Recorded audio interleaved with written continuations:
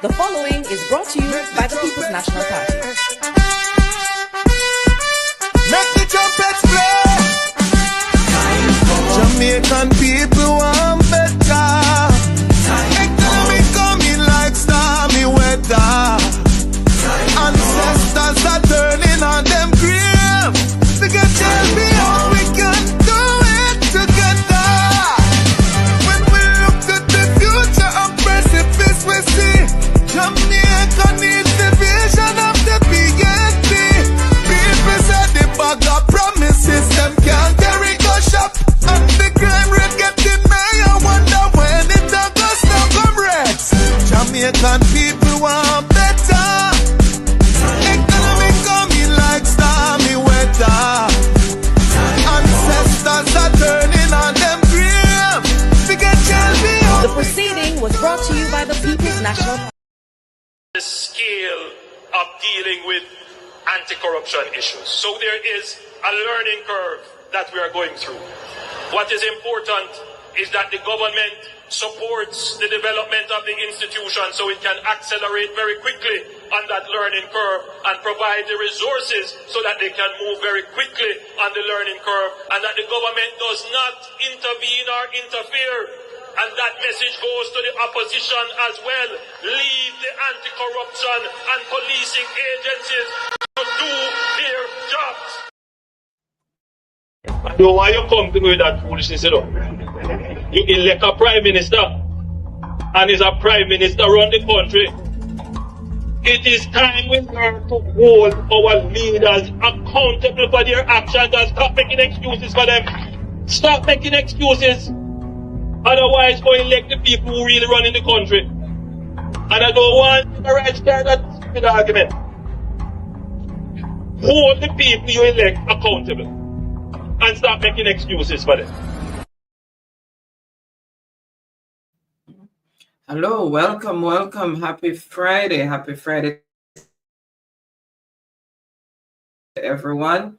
Happy Friday to those in television land. Happy Friday to our silent supporters. Happy Friday to everyone in the chat. Thank you so much for tuning in. Really appreciate each and every one. Remember, guys, when you come in, thumbs up the live, share us out if you can. And if you're new to the channel, please show us some support by subscribing. That will be greatly appreciated. Tonight's topic is honesty is the best policy with your host, Baron and Marie. And we'll be joined shortly by Melting Pot and Pastor Ricky. Let me just go ahead and welcome those in the chat. Truck Life, Dorothy McCoy, Yvonne Joy, Douglas, Don Mel, Carla Ebanks, Patel Cruikshank, Rennie Swaby, Paulette MacArthur, Sonia Johnson, Eileen Saunders, Esther De Souza, Rosa, Hurricane Hattie, Devon Fletcher, Jean Downer, Douglas, Carl Hewitt, Garfield Gordon, Danette Harriet, Totlin Thompson, Garfield Gordon, oops, I double said that, Maureen Cunningham, Charmaine Splatt, Eileen Francis, Nathaniel Brown, Deborah Cohen, Una Vathel, Maxine Fraser Bell, Reggae Girl, our channel member, Bless Up, Marjorie Hayden, Sonia Newman, I'm a V, Colleen Stewart, Jamrock, Mary Bryan, Jeanette Lex, Don Mel, Londell Byrne, Aldine, Parchment, Fanny Clump, Lyndon, Danette Harriet, Lyndon Green, Blendon Virgo, Dorothy L., Robert Angus, Joseph Phillips, welcome, bless up. RCS Blue, Beres White, welcome, happy Friday. And I will welcome you when you come in. If I lose control as usual, I will do an umbrella welcome. Let me just go and do some housekeeping, and Baron will start the discussion. All right. Sorry, Sandra Watkins, Bailey, bless up yourself. All right. Thank you, honey, for, that usual wonderful precursor. As always, right, doing, right, the people's duty, right, meet and greet and, doing that housekeeping chores. Really happy for that, right, and be the technical supporter, again, of Mystic Sensation, doing an awesome job, right, behind the curtains.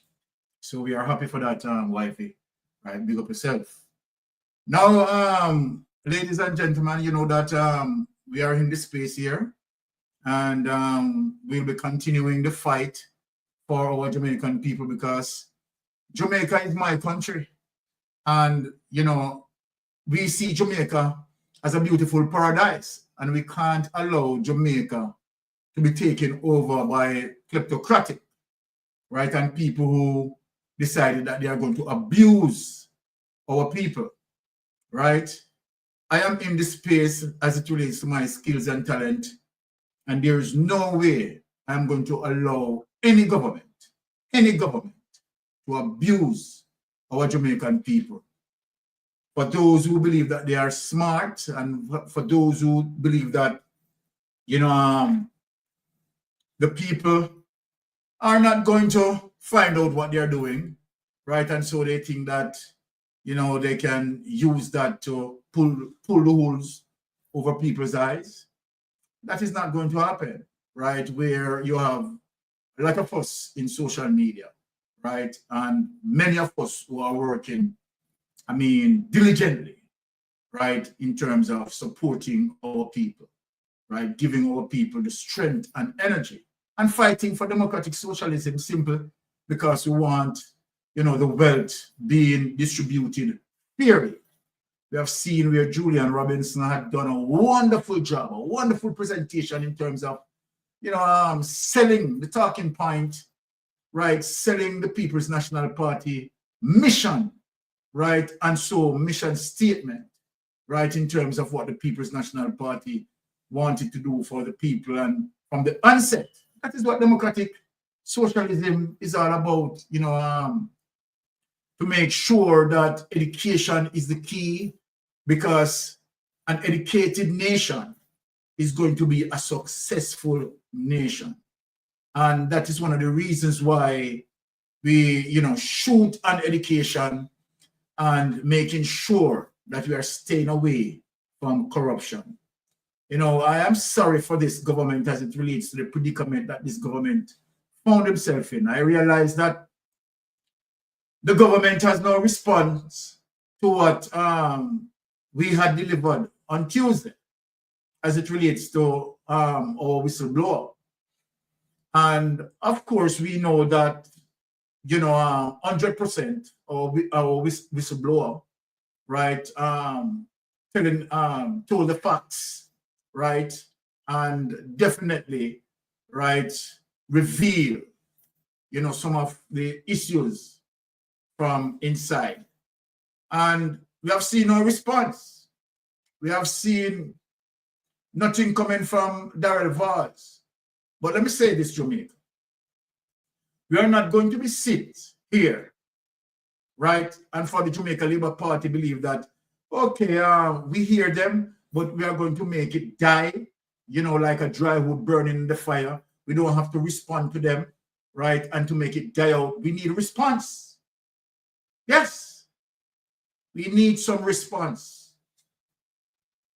We need some response from the Prime Minister. We need some response from Darrell Vaz. And we are not going to stop. And let me say this. Next week, Tuesday, let me announce it. Next week, Tuesday, is going to be another banger.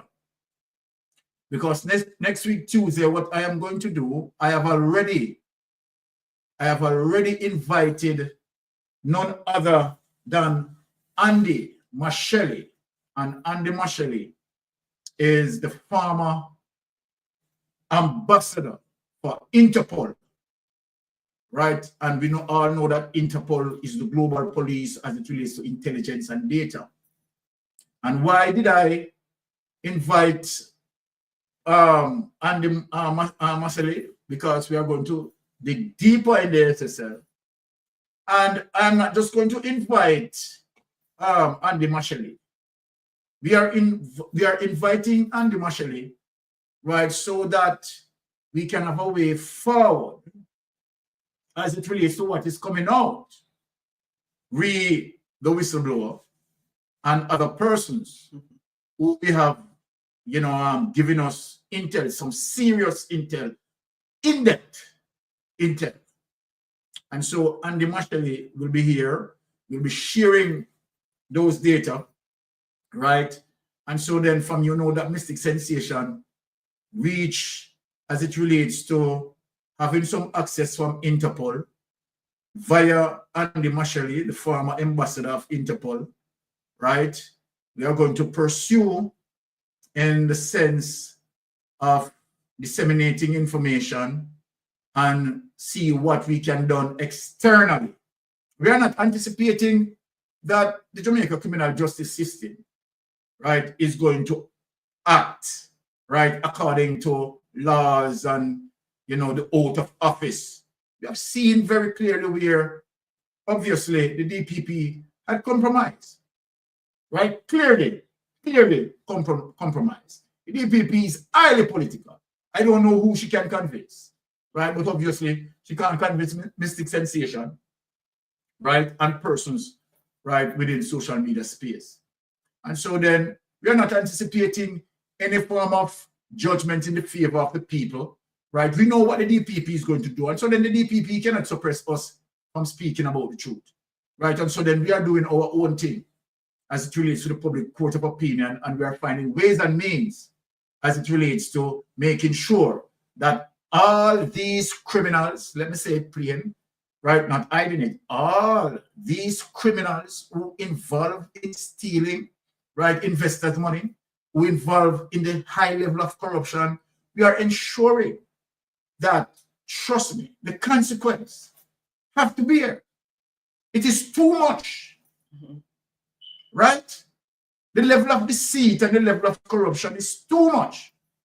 And I don't care what no economist want to say. Let me say this to the economists. It is not my field as it relates to economy. As far as I am concerned, right, I'm a nincompoop as it relates to, persons who are experts in the economy, but with common sense, right? With common sense, I am saying that the economic shock that Jamaica is experiencing as it relates to the Jamaica missing out and economy declining can't tell me, as a result of $3 trillion unaccounted for by this government, that this government won't do it, did not cause the economic shock as it relates to corruption.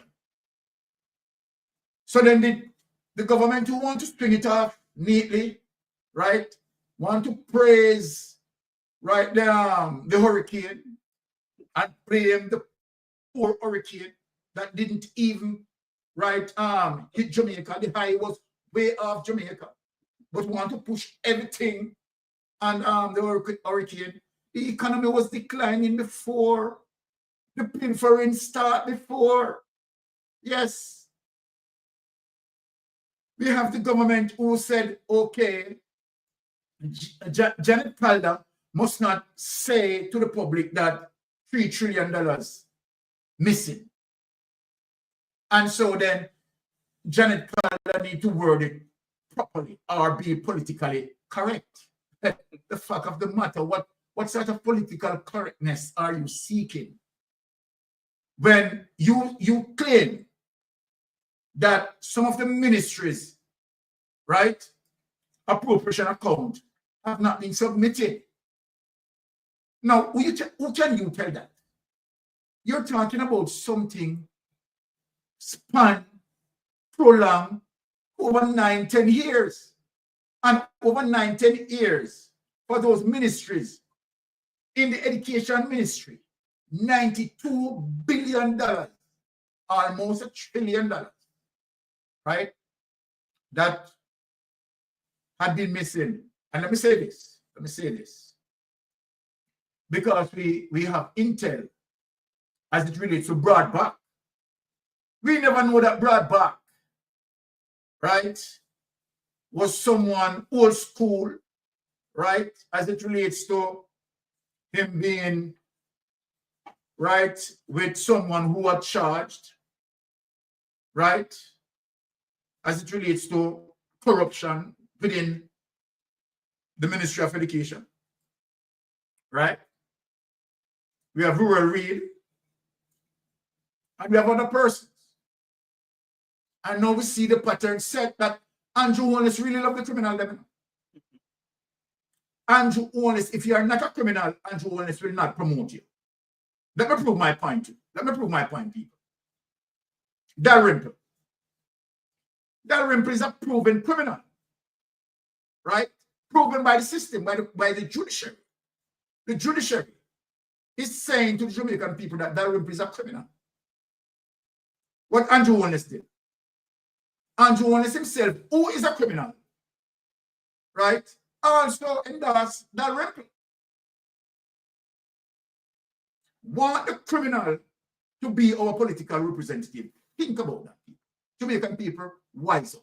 Think about that. That you have a convicted criminal through the judiciary, right?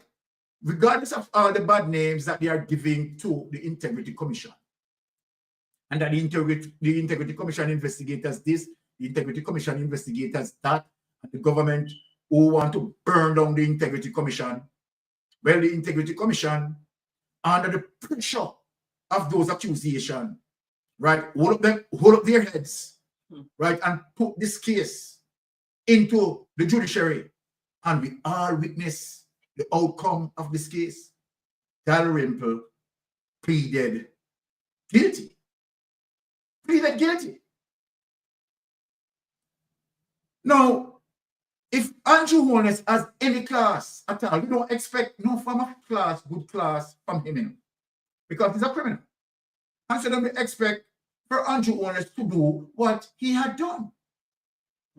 And what he had done, he had endorsed the criminal to represent who? Jamaican people. You are sick. Andrew Holness, you are sick. You're a narcissist. Right?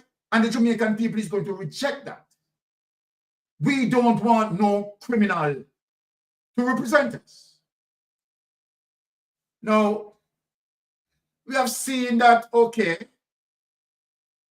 you have made some way for Mr. Morgan to be in the Senate. And there's some information now coming out, now seizing up and coming out. You understand where he is concerned. And we are also mystic sensation to the fact that that came out on social media. We had seen where Aromatic covered that. So that is going to entice me to do some deeper digging, right? And of course, we are going to definitely put you under the radar, sir, right? And so then we see where Andrew Holness now promoted you in the Senate, right? And okay, that is number two. And we also seen Rural Read shaping out his ugly head. Remember, the judiciary has not completed with him yet. And Andrew Holness is making preparation to say, I wonder if it passed over the public head yet. Yeah, we can pull back one of my teeth in front. Now, let me tell you something, Andrew Holness. You just have a few months to slide in. You understand? You just have a few months to slide. And remember, we're not going to stop, right, until, right, you pay the consequences, right? If, right, there are situations where we found you culpable, and right now, as it relates to the red flags and information coming out of SSL, sir, you are culpable. Based on what we are looking on, sir, it appears as if you are the mastermind. Based on what we are looking on, we are seeing where the scammers work with you, right? And where they are the deliverables for you. Now, let me just have Pastor Ricky. All right, Pastor Ricky is trying to come in. And so then we are going to get with people, let me say this, the Jamaica Labour Party, they are trembling. Yes, Blessing, Pastor Ricky. The Jamaica Labour Party, right? Members of Parliament, right? A lot of them are trembling, you know. I wonder if Mystic Sensation is going to uproot and call my name. Don't worry. I can assure you, from once you in SSL, yes, man, your name is going to be called. Not to worry about that. I'm going to be truthful to the people. The people want answer, right? I'm going to be truthful to the people. And that's why we are taking the length and breadth in bringing Andy Masheli here, the farmer ambassador. And Tuesday, right, I know that you'll be trembling even much more. Right, without any delay, let me just have Pastor Ricky meet and greet his people as usual. Go ahead, Pastor Ricky. Yeah, good evening, Lady Anne-Marie, the co-captain, Sir Byron, professor, and to everyone in the chat, good afternoon, happy Friday. It's a beautiful day. This is the day the Lord has made. We will rejoice and be exceedingly glad in this day. I just want to say to my fellow Jamaicans that, you know, Jamaica is in a recession, and it's time for you to don't try to buy expensive things that you really don't need. You know, try to use some wisdom, because this government is not telling the truth. They don't want you to know that the country is in a recession, and burial did not cause the recession, as Sir Byron clearly last week went over all of the years, starting from Michael Manley, where the economy grew by 18%. And then ever since then, the economy has never grown. Under this government, the economy averaged at least 1.1, maybe 1.5% growth, which is marginal, weak, and you cannot sustain an economy if you want to have a robust economy with 1% to 1.5% growth. The economy has been weakening all of last year before Beryl came. The statistics are clear. And these statistics, these numbers are on Stagnant, which is a government agency website. You can go and verify the numbers for yourself. One of the things that caused this recession is the level of corruption that we have seen in this government, that the corruption of embezzling of taxpayers' money and wasteful spending and has caused this recession before Beryl came. So fasten your seatbelt as we dissect tonight. God bless you. Thank you, Sir Byron. Thank you for that wonderful input, Pastor Ricky. 1 second. Love that. Thank you, Joan Brown, for that super chat. Really appreciate it. Thank you so much. More blessings to you. All right. Let us go to right and do our the people's business. Now, my Jamaican people, the Jamaican Labour Party is in limbo. They are fretting everywhere. I want to share a clip with you in showing you that they are scrambled everywhere, because they realize that the people catch up on them in terms of their trickery, their connery, and all of that. And they are corrupt, they're outright corruption. So they realize that the people are rejecting them all over, right, Jamaica, right? And honestly, based on the rejection that I'm seeing, I don't know if the Jamaica Labour Party is going to get 10 seats. Let me just say that with some safety. I honestly don't believe that the Jamaica Labour Party is going to get 10 seats. However, we don't want to leave up that to any form of complacency, right? We need to pull out the voters. Don't bother believe that, okay, all right, we're gone with it, it's in the bag already. You understand? I'm just saying that based on what we are witnessing. Now, let me show you some of what I am witnessing as it relates to the panicking that is going on. YouTube, can the GLP take St. Mary?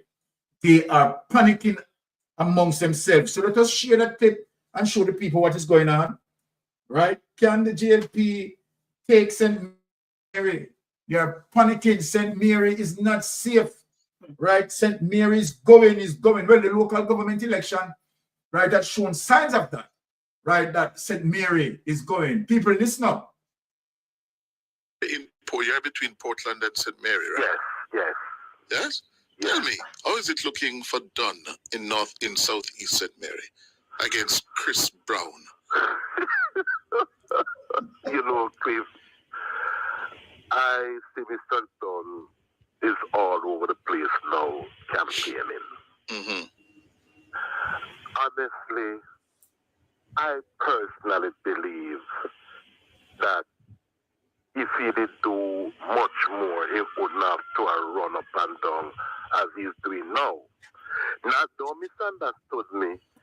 Not saying that he has not done good work, you know, not saying any such thing. Mm-hmm. But because I come up under a Daryl Vaz, who I see when he come on at the election, he don't need to campaign.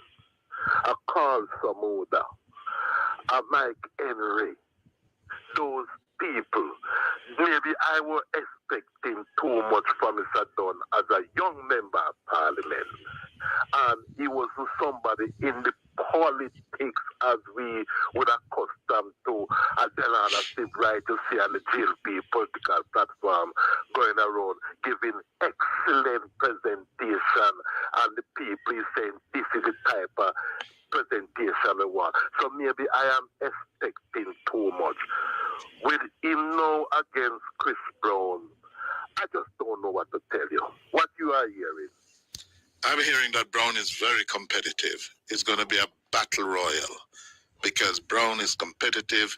I hear the discontent about Dunn's performance, yeah, and it is going to be down to the wire. Yes. And it is going to be hand-to-hand combat, as I like to say. And it is going to be also about organization. Who is better on the day between 5 o'clock in the morning and 5 o'clock on the afternoon? I can't throw Mr. Dunn under the bus. My ticket will be on him, and I wishing him the best. All right. Next one. Western St. Mary. The party chairman. Yes. I still a little concerned at the level of work he has been doing at this hour as a veteran in the system. Mm-hmm. He's a very good MP, but I see he has been up and down now, very active, and I am wondering what could have been causing that. What do you mean?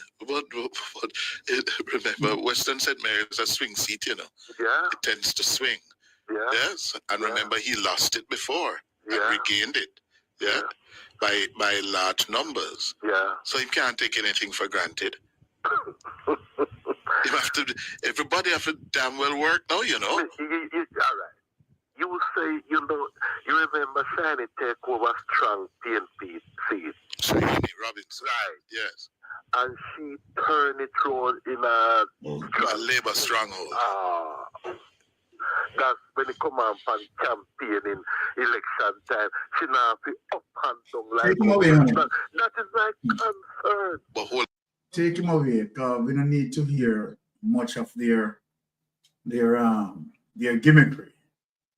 Let we go into that space and tell Cliffius that we here on social media, right, will be making the difference.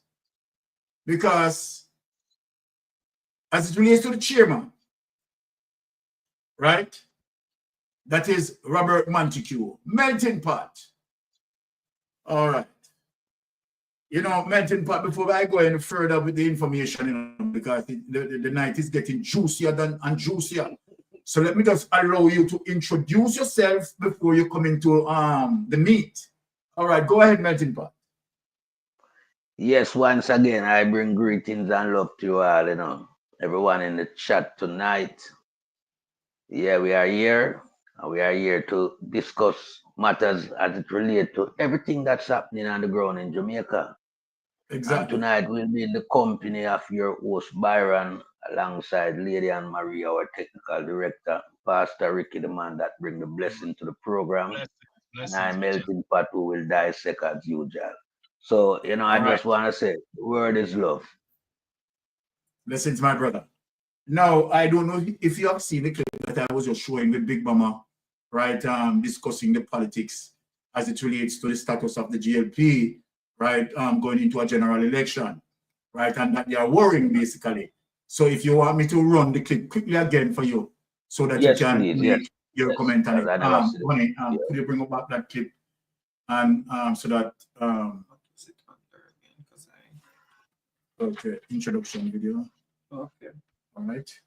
Yes, let Melting Pot get to see that as well, right? As we said that, you know, they are worrying, right, because they know that they are not doing good. They know that, you know, their level of trickery and corruption is getting to the people. So let us listen up on that where that is concerned, right? So I wanted to just take it in, Melting Pot. Between Portland and St. Mary, right? Yes. Yes? Tell me, how is it looking for Dunn in Southeast St. Mary against Chris Brown? You know, Cliff, I see Mr. Dunn is all over the place now campaigning. Mm-hmm. Honestly, I personally believe that if he did do much more, he wouldn't have to run up and down as he's doing now. Not, don't misunderstood me. Not saying that he has not done good work, you know, not saying any such thing. Mm-hmm. But because I come up under a Daryl Vaz, who I see when he come on at the election, he don't need to campaign. I call Samuda, I Mike Henry, those people. Maybe I was expecting too much from Mr. Dunn as a young member of parliament. And he was somebody in the politics as we would accustomed to a Delana Steve right to see on the GLP political platform going around giving excellent presentation, and the people is saying this is the type of presentation we want. So maybe I am expecting too much. With him now against Chris Brown, that Brown is very competitive. It's going to be a battle royal because Brown is competitive. I hear the discontent about Dunn's performance, yeah, and it is going to be down to the wire. Yes. And it is going to be hand-to-hand combat, as I like to say. And it is going to be also about organization. Who is better on the day between 5 o'clock in the morning and 5 o'clock on the afternoon? I can't throw Mr. Dunn under the bus. My ticket will be on him, and I wishing him the best. All right. Next one. Western St. Mary. The party chairman. Yes. I still a little concerned of the level of work he had been doing at this hour as a veteran in the system.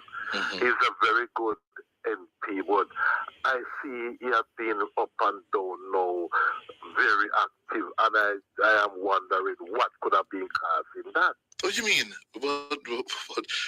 Remember, Western St. Mary is a swing seat, you know. Yeah. It tends to swing. Yeah. Yes. And remember, he lost it before and regained it. Yeah. By large numbers. Yeah. So you can't take anything for granted. All right. Everybody have to damn well work now. Take a quick respond to that. Right?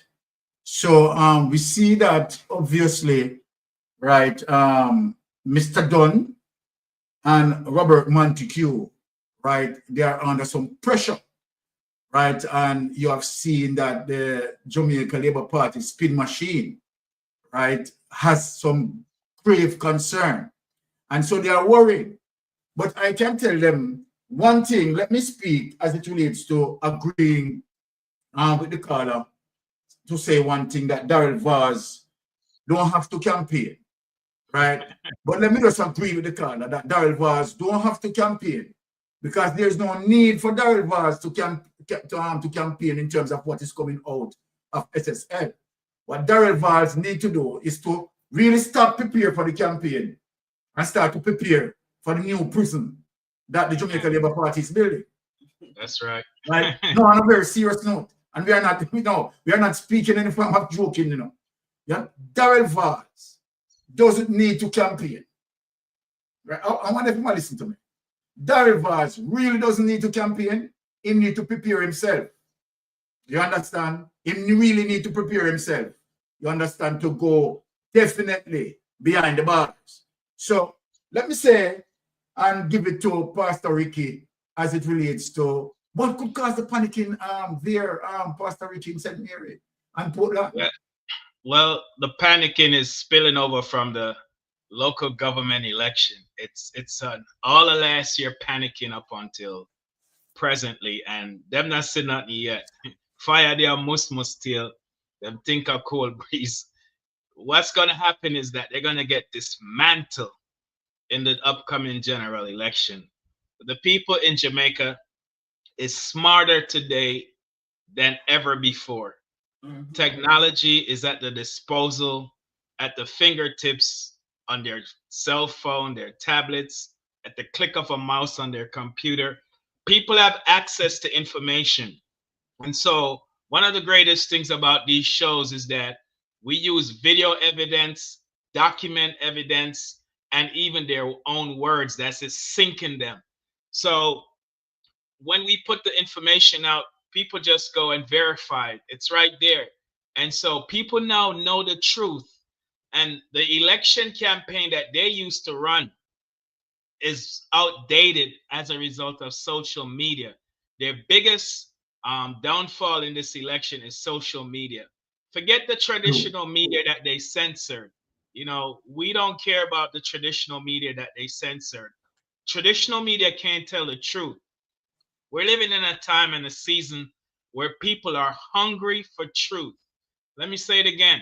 We're living in a time and a season where people are hungry for the truth. So as a result, you see the rise of social media as we have never seen before. So the truth of the matter is this government is a criminal, transnational, organized crime government, and they can't defend the truth. The truth is indefensible. So when the truth is presented to the people, they can't defend it. No matter how much paid bloggers them have, or out in the prime minister pocket to get paid to positive media, them can't defend the truth. This is why I tell the comrades on TikTok, don't waste your time arguing with the labor right bloggers. It's unproductive. Focus on the government. That's where the battle is, the government.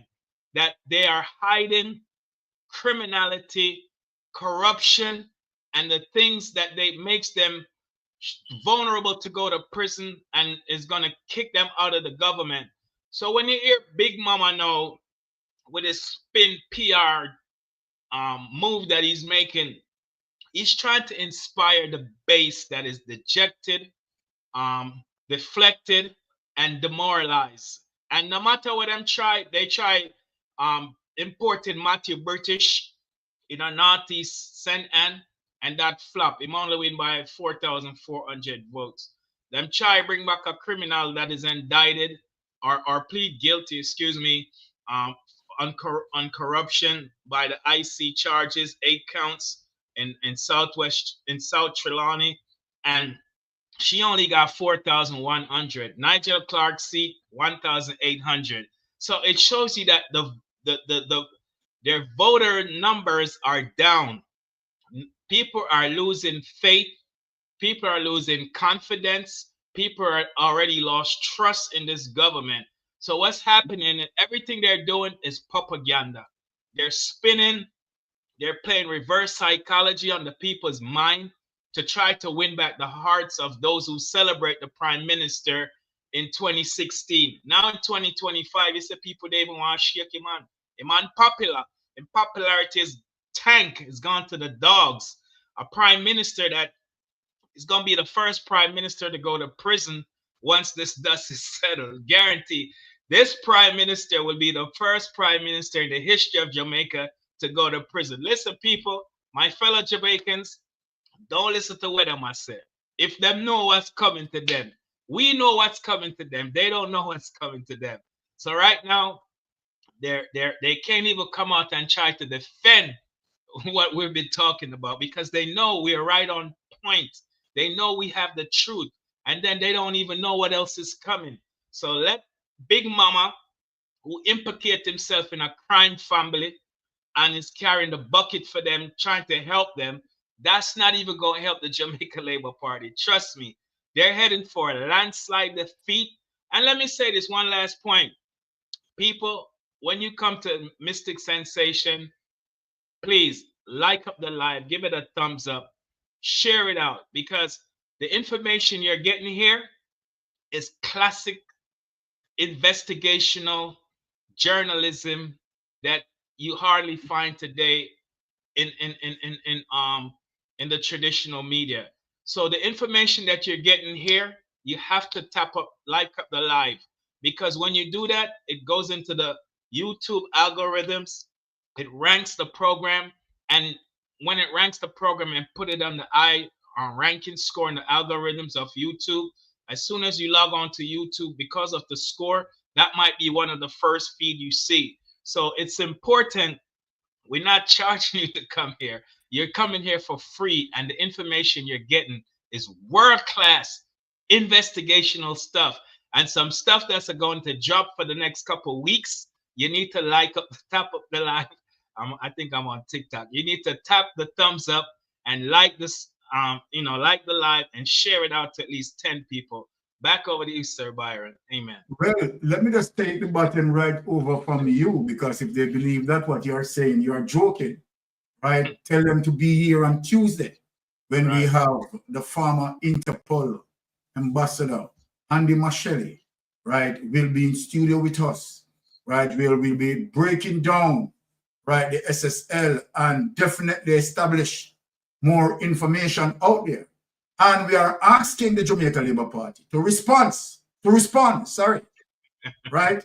We don't want a strategy as it relates to, okay, you didn't hear us.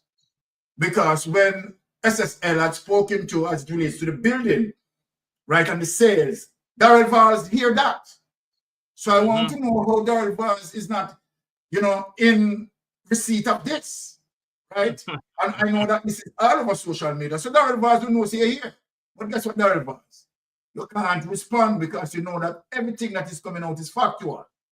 But we are going to definitely, you understand, do what we are doing, because we are not looking for the DPP, you understand, to bring forth, right, a fair and, true balance decision. So we are going to do what we have to do, because we are not, let me say this, we are not going to allow the persons who are culpable as it relates to, right, pilfering from those investors to get away and scotch-free. It's not going to happen. Not going to happen. Right? Not when we are on social media, period. Not going to happen. We are going to go through, the four corners of the earth, you understand, to find out what can be done externally and invite external forces. Now, without any delay, melting pot, they are worried as it relates to St. Mary and Portland, right, as it relates to their status. But guess what? The Jamaican people done with them, right? The level of corruption, it's full time. Time come. What say you, melted pot?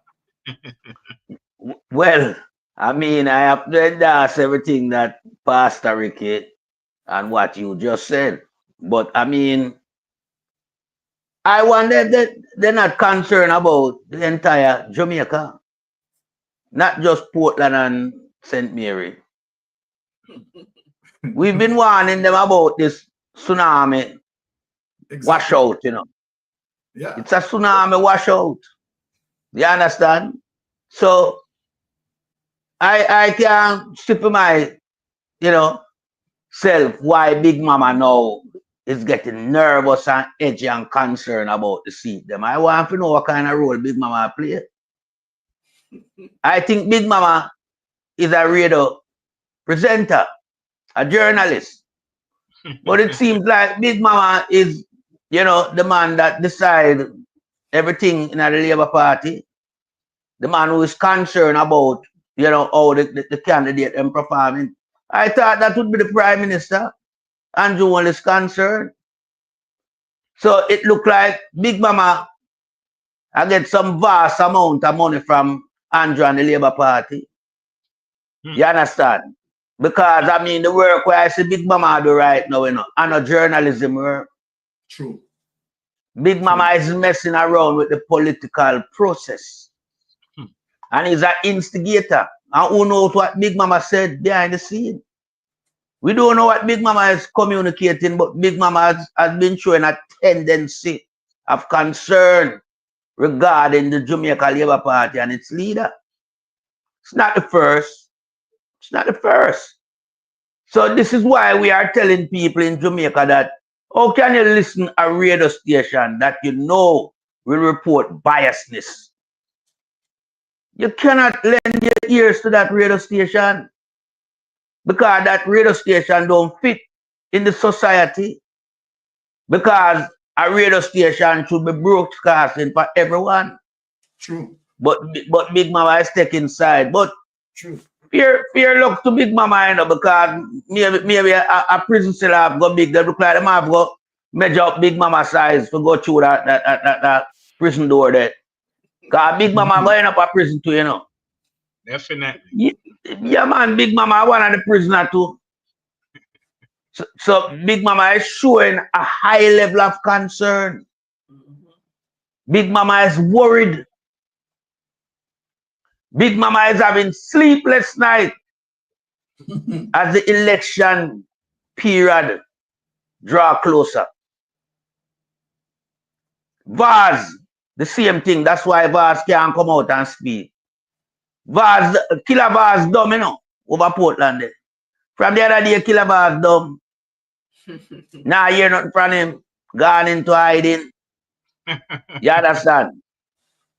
But I listen, Big Mama call a few names, you know, as it relates to some stalwart from the Labour Party. When say them man then have a campaign for them seat. And him refer to Mike Henry, Samuda, and Vaz.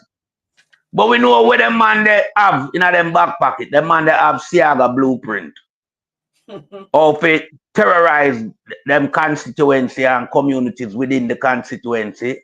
Exactly. And how to destroy people life, and them use them, you know, GLP operative with them import from outside, and them go out that way for scary tactics. Yeah. So we know where Big Mama go with that. And if Big Mama never know, we can tell Big Mama. Them man they use Siago strategy. Them man they use the same system around Tibali. Them move it from Tibali and move it into them space there where people never in them life live around them type of activity there. So it become, you know, strange to the people and people shy away from the political process. Yeah. Voting there, people stay home because them fear them life. But we are gonna make them know so this time that can't work, you know. No, it cannot work.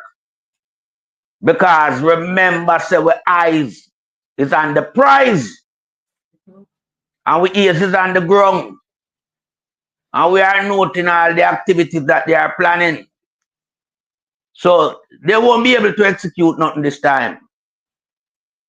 Because the people has made up their mind for a change of government. And a change of government is what the country requires. So yes. Killer Vaz, if you want to come out, come talk, your business at the end of the day, prisoner miss you. No. Montague and them guys that prisoner miss them either, you know. My God. And this is why Big Mama should know that these men cannot, you know, engage themselves within the constituency because they are hiding in some form of shell. They are hiding. They don't have the guts to engage the public anymore. Because everybody know they are criminals. Everybody know they're dealing in drugs. Everybody know the high corruption level that these men, so-called men, and I call them no men, them are so-called, where them indulging at. You understand? So people no want them around them no more. The handout package can't entice the people them no more. Because the people them realize that the handout package no last long, you know. And the people them now, you know, make themselves seen on the video I call it nothing for use as a PR stunt because it's embarrassing to the people them to see them on food line, like them have a free food ticket. Like them line up in a Gaza. I get relief from United Nations.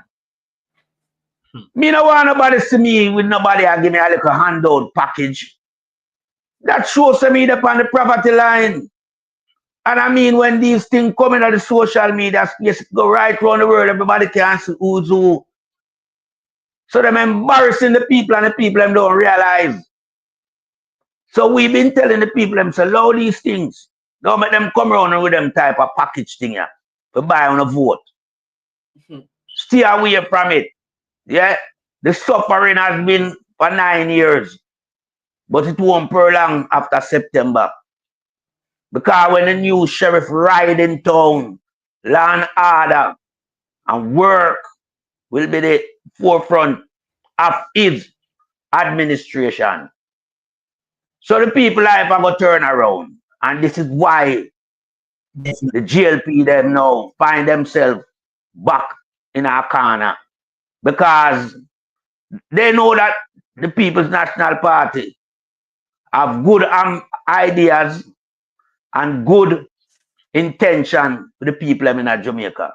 Because it has always been the tradition of the People's National Party to work alongside the citizens in Jamaica, to uplift the people in Jamaica, and to make the people feel that democracy is in order and is a part of them life.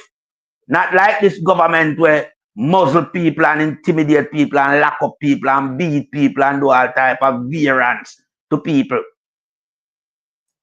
No, the People's National Party is a party that always exhibit love and care to society.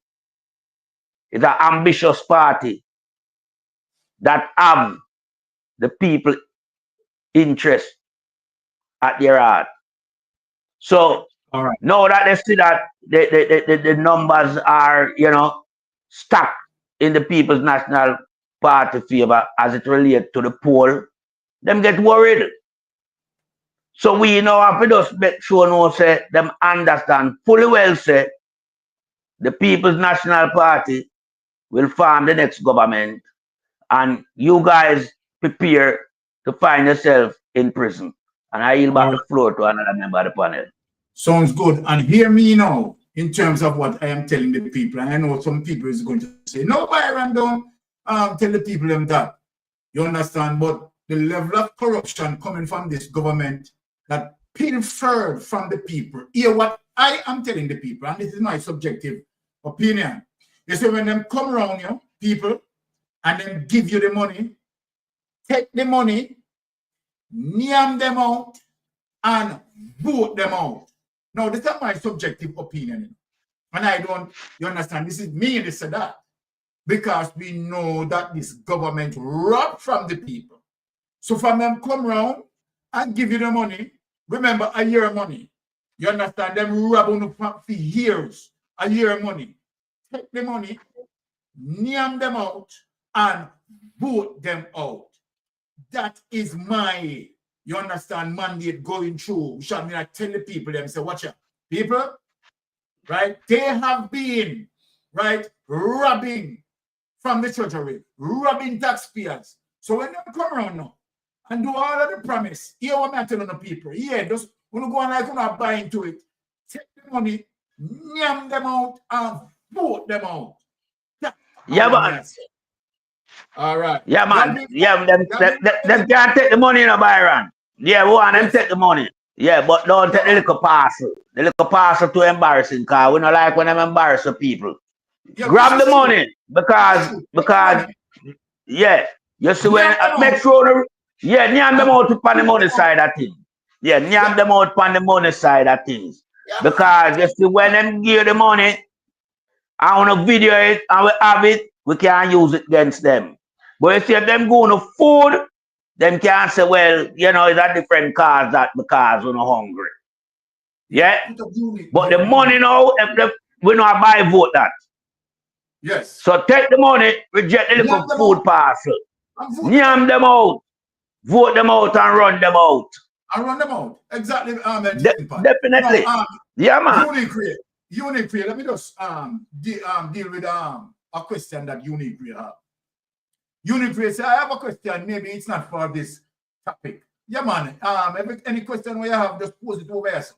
Don't you think regards to that right now that Marlon Morgan sent threats to PNP, don't you think he should be arrested and charged? All right, let me just point out the law to you, Unicreate. In Jamaica, when someone threatens someone, right, and the complainant, right, make a report, the police responsibility is to mark that with a capital I as it relates to the threat, right? Write it down, right, as it relates to the date and time when the threat occurred. And the police responsibility is to go and warn him not to carry out the threat. As far as I'm concerned, when I was a police officer, I don't know if there is any amendment to that specific law as it relates to threat. Right, but that is how threat treated. So he will not be arrested for the threat. He will be warned. If he carried out the threat, then it is something else, right? So that is how the Jamaica Constabulary Force deal with threat. And I think, you know, that should be changed, Melting Pot and Pastor Ricky. Here in Canada, if you threaten someone here in Canada, you are going to be arrested. No, definitely about that. If you threaten someone, you are going to be arrested. In the United States, you threaten someone, you are going to be arrested. But in Jamaica, in terms of when I was there, right, you wouldn't be just arrested for a threat, right? The first response that the police would have to warn you not to carry out the threat. And that is what, and I think there's some amendment need to be done with that, based on how the crime situation is in Jamaica now. They should know of that amended that if you threaten someone, you need to be arrested. You need to be arrested. Yeah. Right? Yeah. Can't give you time to carry out your act. Exactly. But, you know, it reveals. Okay, let me take on Pauline's concern, because I want to make sure that I am addressing all the concerns of our people in the chat. What if they take the money and tell them not to go out and vote? Well, listen to me. Pauline, very good question. But this is what I am saying, Pauline. You know that, okay, all right, the Jamaica Labour Party is corrupted. You know that the government, right, wants and needs to go because of their level of corruption. So then you should even give you the money and say no vote. You understand? And you take the money. You need to go and vote. You need to listen to exactly what I say. Take the money, name them up, and vote them out. So if you tell you they don't go vote, it is not like them can know. Let me say this to you people. When they give you the money, right? Whether they want you to sign feet or whatever they want to do, because guess what? They are not supposed to do this, you know. This is against the law, you know. They are not supposed to buy your vote. They're not supposed to do that. So if they are breaking the law, here what you do? Take the money, name them out and vote them out. Them can't know how you're voting. You understand? And in no circumstances they can know that.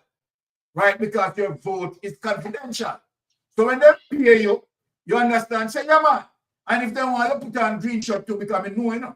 Right? In them last big campaign, we tell them, you know, whole PNP have a green shirt in there, you know. They don't know that, you know. Listen to me. We tell them, man. They don't understand what they're going with them, you know. Jamaica people done with them. So you see some PNP people who want the money for the day, and put on some green shirt, and go collect that. You understand? And make sure so when you got the ballot, you understand? You go vote. You vote them out, put the X beside the head.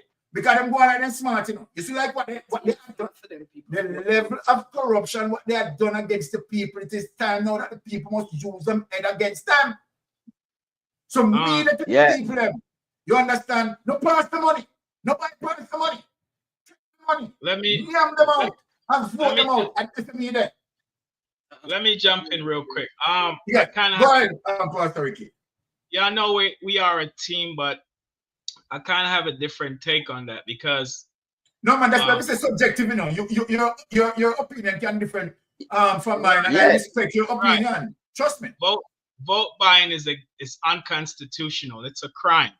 Yes. Even though it's not prosecuted in Jamaica, which it should have, because the police are political aligned and many of them get payoff on election day to look the other way.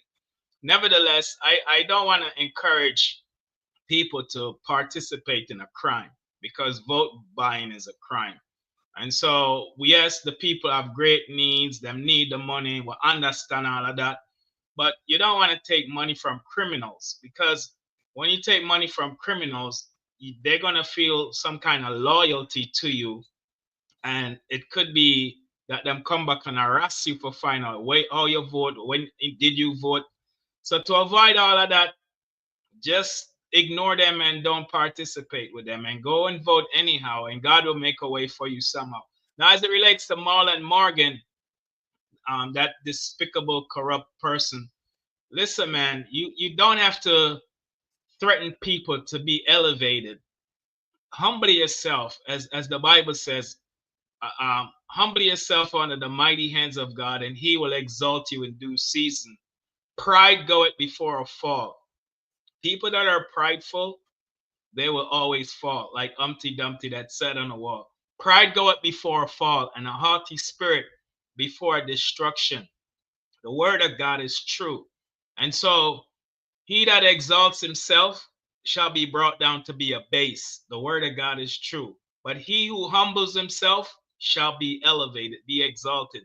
So for him to go threaten Senator Bunting, shame on you. You know, you need to do a public apology, and you should be censored by the People's National Party for what you said to a fellow parliamentarian.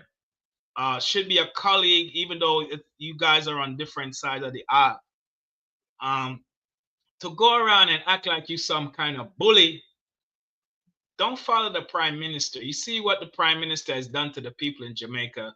Bulldozer down them house, take with them land, threaten people, send out police for unalive people. These are crimes against humanity that he's gonna have to answer for.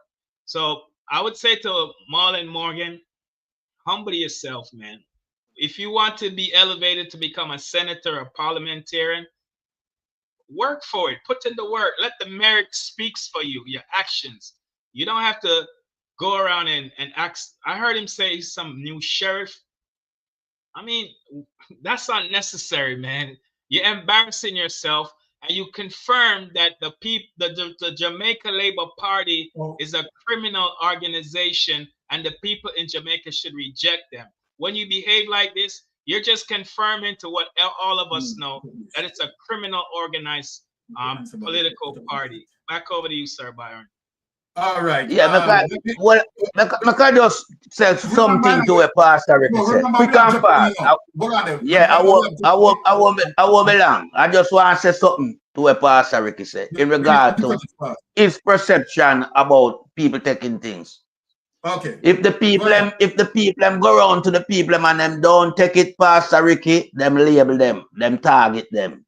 You have to take it and play the game where them are play, but trick them in the end game.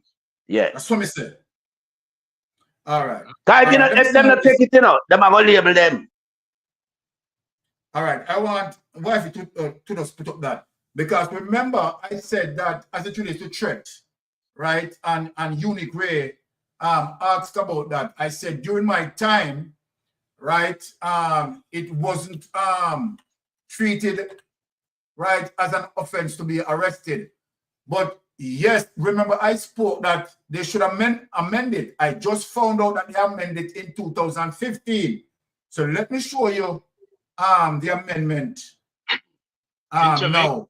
In Jamaica? Yes, so which I said that and it is a good thing that they amended in 2015. Cybercrime Act addresses that now because they have the Cybercrime Act. Right?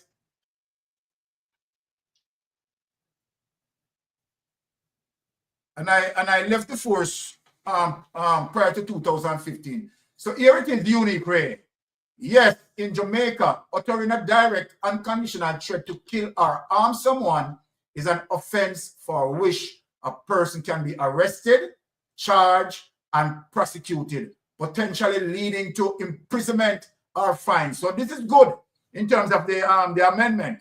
Here is more detailed explanation offense. The uttering of a direct, unconditional threat to kill or harm a person is a criminal offense in Jamaica.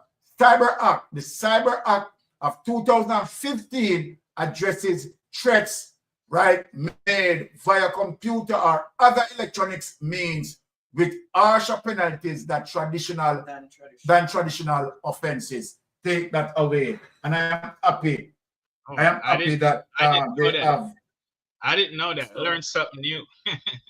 Exactly. And you see, that is one of the reasons why when persons, and I'm glad because that is my wife work, you know, when my wife is doing a lot of things, the technical operator, she's paying attention to persons who have any questions in the chat, right? And so then we can answer them.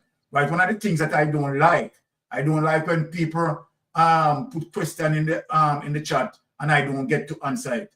Right. So and my wife is identifying those questions, bring them up. If you notice, we put them up so that we all can share right in the conversation and answer, because people want answer. People don't just come on platform and just, you understand, typing and not getting any response. I like to respond to my people.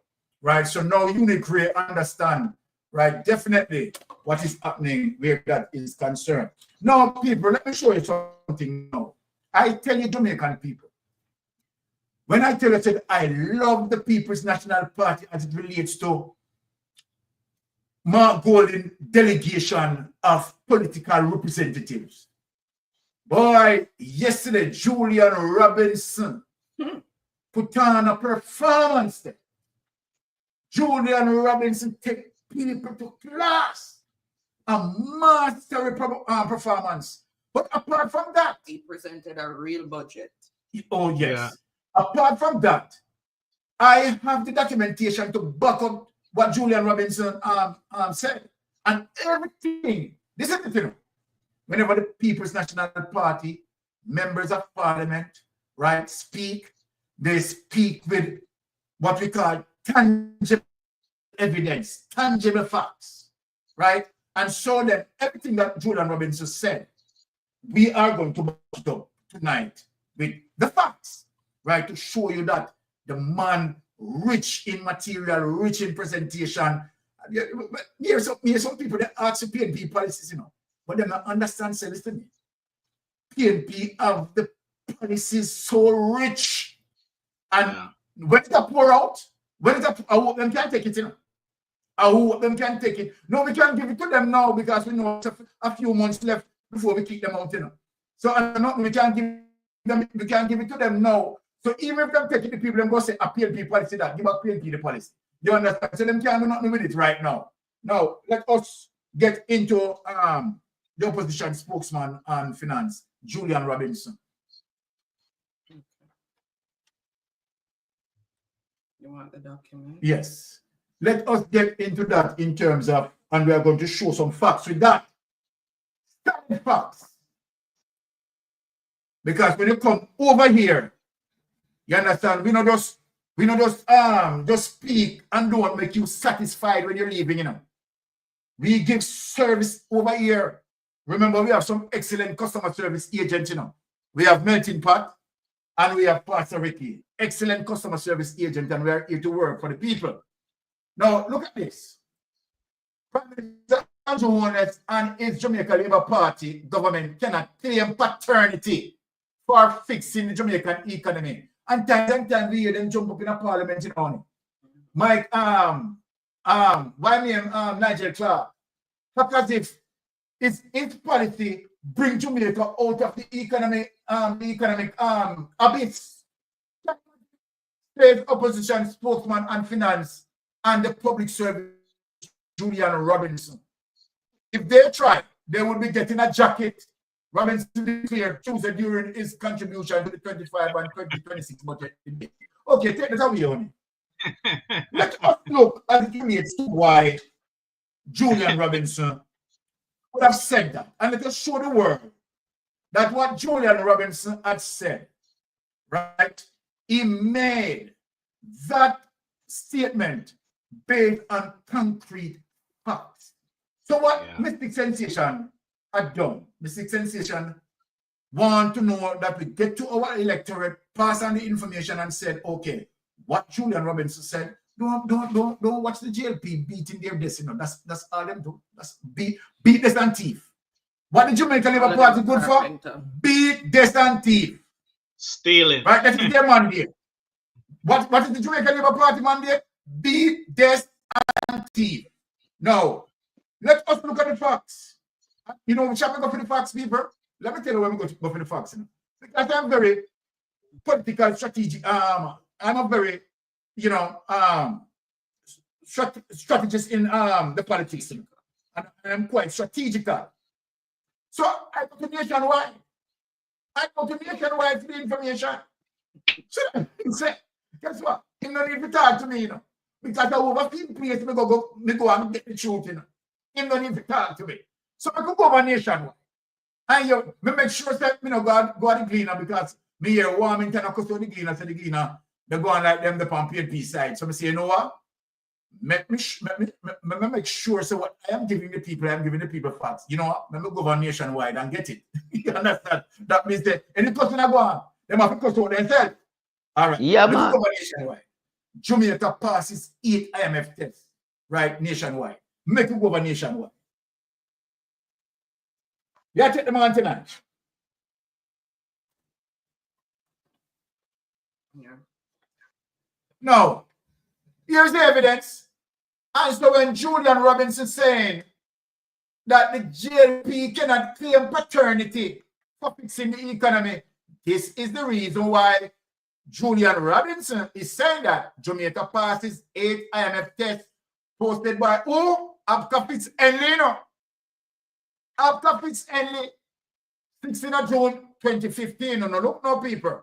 The Executive Board of the International Monetary Fund has confirmed that Jamaica has passed the 8 consecutive tests under the 4-year Extended Fund Facility Program. This development means the IMF will disburse $40 million to Jamaica. In a press release issued this morning, the IMF is also lauding plans. You hear that, people? Lauding plans by the Simpson-Miller administration to achieve what? Sustained economic growth. When you hear that, people? The IMF is lauding plans by the Simpson-Miller administration to achieve sustained economic growth. The Finance Minister, Dr. Peter Phillips, announced last week that he expects a positive review from the fund today. More good news for the country's economy. An executive summary posted this morning on the website of the IMF stated all performance criteria have been met by Jamaica. Want to hear that, people? The only exception being the primary surplus balance, which was narrowly missed. Now, according to Washington-based multilateral, the potential for the Jamaican economy to grow in a substantial way is gradually improving. Right? Gradually improving. So when Nigel Clark attack and run off his mouth, Nigel Clark need to say that he get a wonderful economy handed over to him by Portia Simpson, where he simply carry on the policy, right, to make sure that Jamaica stay on a positive path. So to the prospect for crucial investment being secured. Now, the IMF statement is projecting that the country's economy will grow by about 2% this fiscal year. That is 2015 in a people. According to the IMF, this prediction is buffered by the effect that the full year impact of lower oil prices and improvement from last year's drought are beginning to materialize. An improvement in the business climate is also being noted. We are talking to the electorate tonight, you know, because for one, the electorate understand the difference between the People's National Party and the Jamaican Labour Party. The fund said reduced oil prices are expected to send inflation down faster than previously anticipated. Now people want to see the inflation we want to face now. And in 2015, this, where the purchasing power was powerful, and where the $6,000 minimum wage could have buy a lot of things. When you see the $15,000 under the Jamaica Labour Party can't buy nothing. Purchasing power weak. Full marks are also being given to the Simpson-Miller administration for the implementation of its economic reform agenda. Here people, here's the evidence that it is the Portia-Simpson administration who had done the economic reform agenda, not the Jamaica Labour Party. So please, I want the entire Jamaica to listen to this, hear this. It is not the Jamaica Labour Party who have came up with that implementation of economic reform agenda.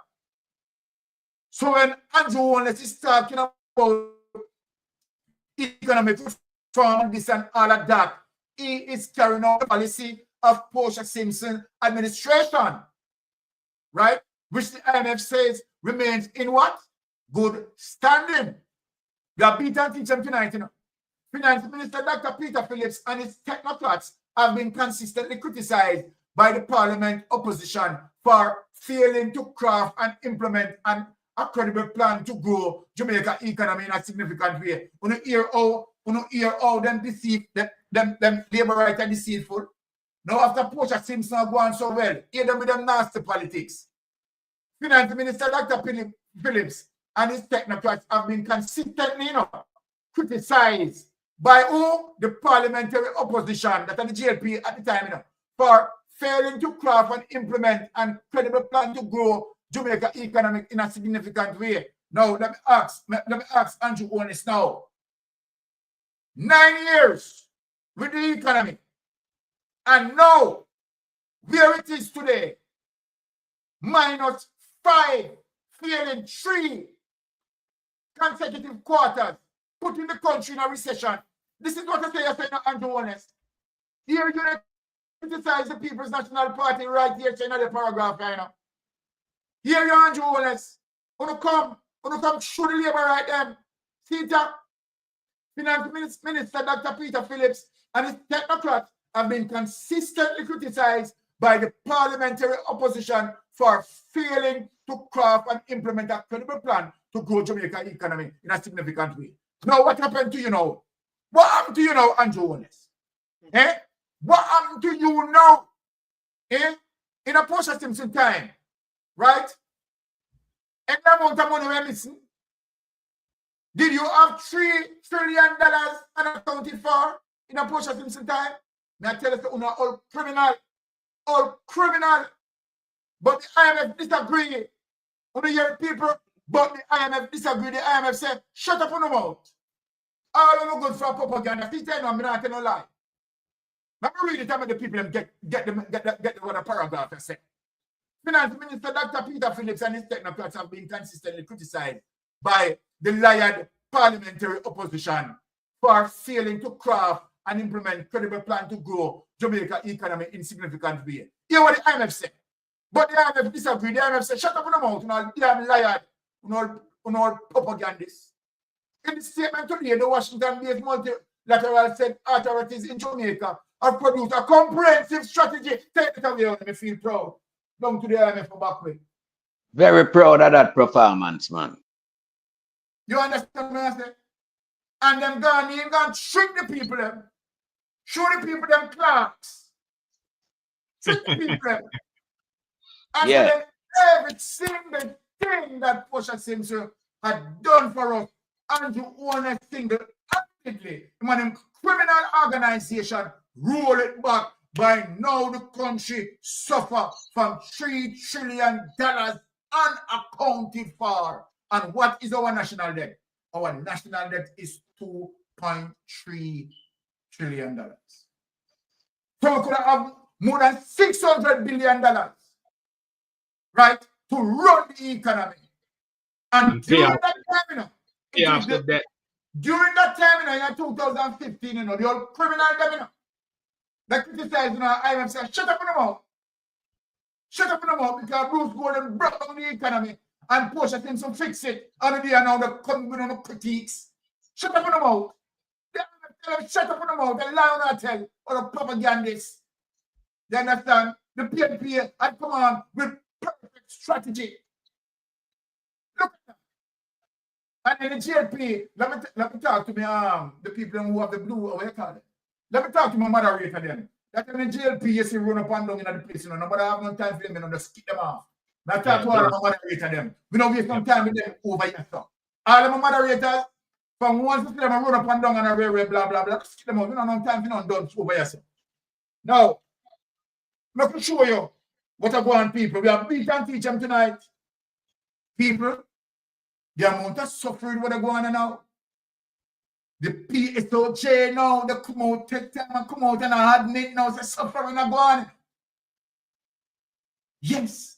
They might come out and admit now and they say, boy, the country really in a recession now, you know. We want to try to hide it, but we can't hide it no more because, trust me, the market don't look good. I say no, you know, without any delay, let me play the vice clip, yeah. Without any delay, play the vice clip and the people hear the evidence. Play the vice clip and the people, and me talking to the people. Me say them up, come out now. And they must speak out. Because they must feel the pangs of hell. They are feeling it. So I don't know who wants to vote for GLP, you know. You understand? And try pensing about GLP, you know. You understand? Them are all wreckage, yes. Them are all wreckage. Listen up, people, listen up. In the Jamaican economy, the economy is struggling. It's probably the worst I've seen in the 30-odd years I've been in business. The buying power is the weakest, and government needs to find ways to, how do I say it now, catalyze the economy to be able to grow. We tried our best a few years ago, and Jamaica started to see growth. But right now, they've done so many things to stagnate the industry. Interest rates need to come down quickly. The Bank of Jamaica needs to come out of their tunnel vision and start thinking out of the box economy, because right now it's in a very stagnant stage and actually in a dying stage. And it is actually quite frightening what is happening out there. When you speak to business people, people are saying they're seeing anyway in a 50% down in terms of sales, the retail trade, and every expense is going up. Their rental rates that they're paying to rent these shops and stores is going up. Their light bill consistently is up. You know, it's a tough world out there, yes, but we can do things to make it a little easier for our people in this country. So the minister and the government has a lot to do, and the Bank of Jamaica and our commercial banks, to try and stimulate this economy, because if they don't start doing something now, the economy is going to start fumbling and they're going to be in big trouble. I want you to expand on that a little bit more for me, Mr. Azan, because it's good to hear your views on that, because the data is suggesting, and we hear the government talk a lot about economic growth and inclusiveness. It talks about business confidence is at an all-time high. We know of unemployment rate, the best that it has been. Is it that the manufacturers are not seeing all of that? What exactly is happening? Why is there a dissonance between the two? There are one or two businesses that may be seeing some growth, but I tell you, the general economy is struggling out there.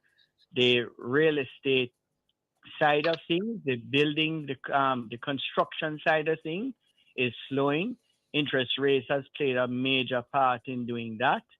And the business side, the manufacturing side is struggling.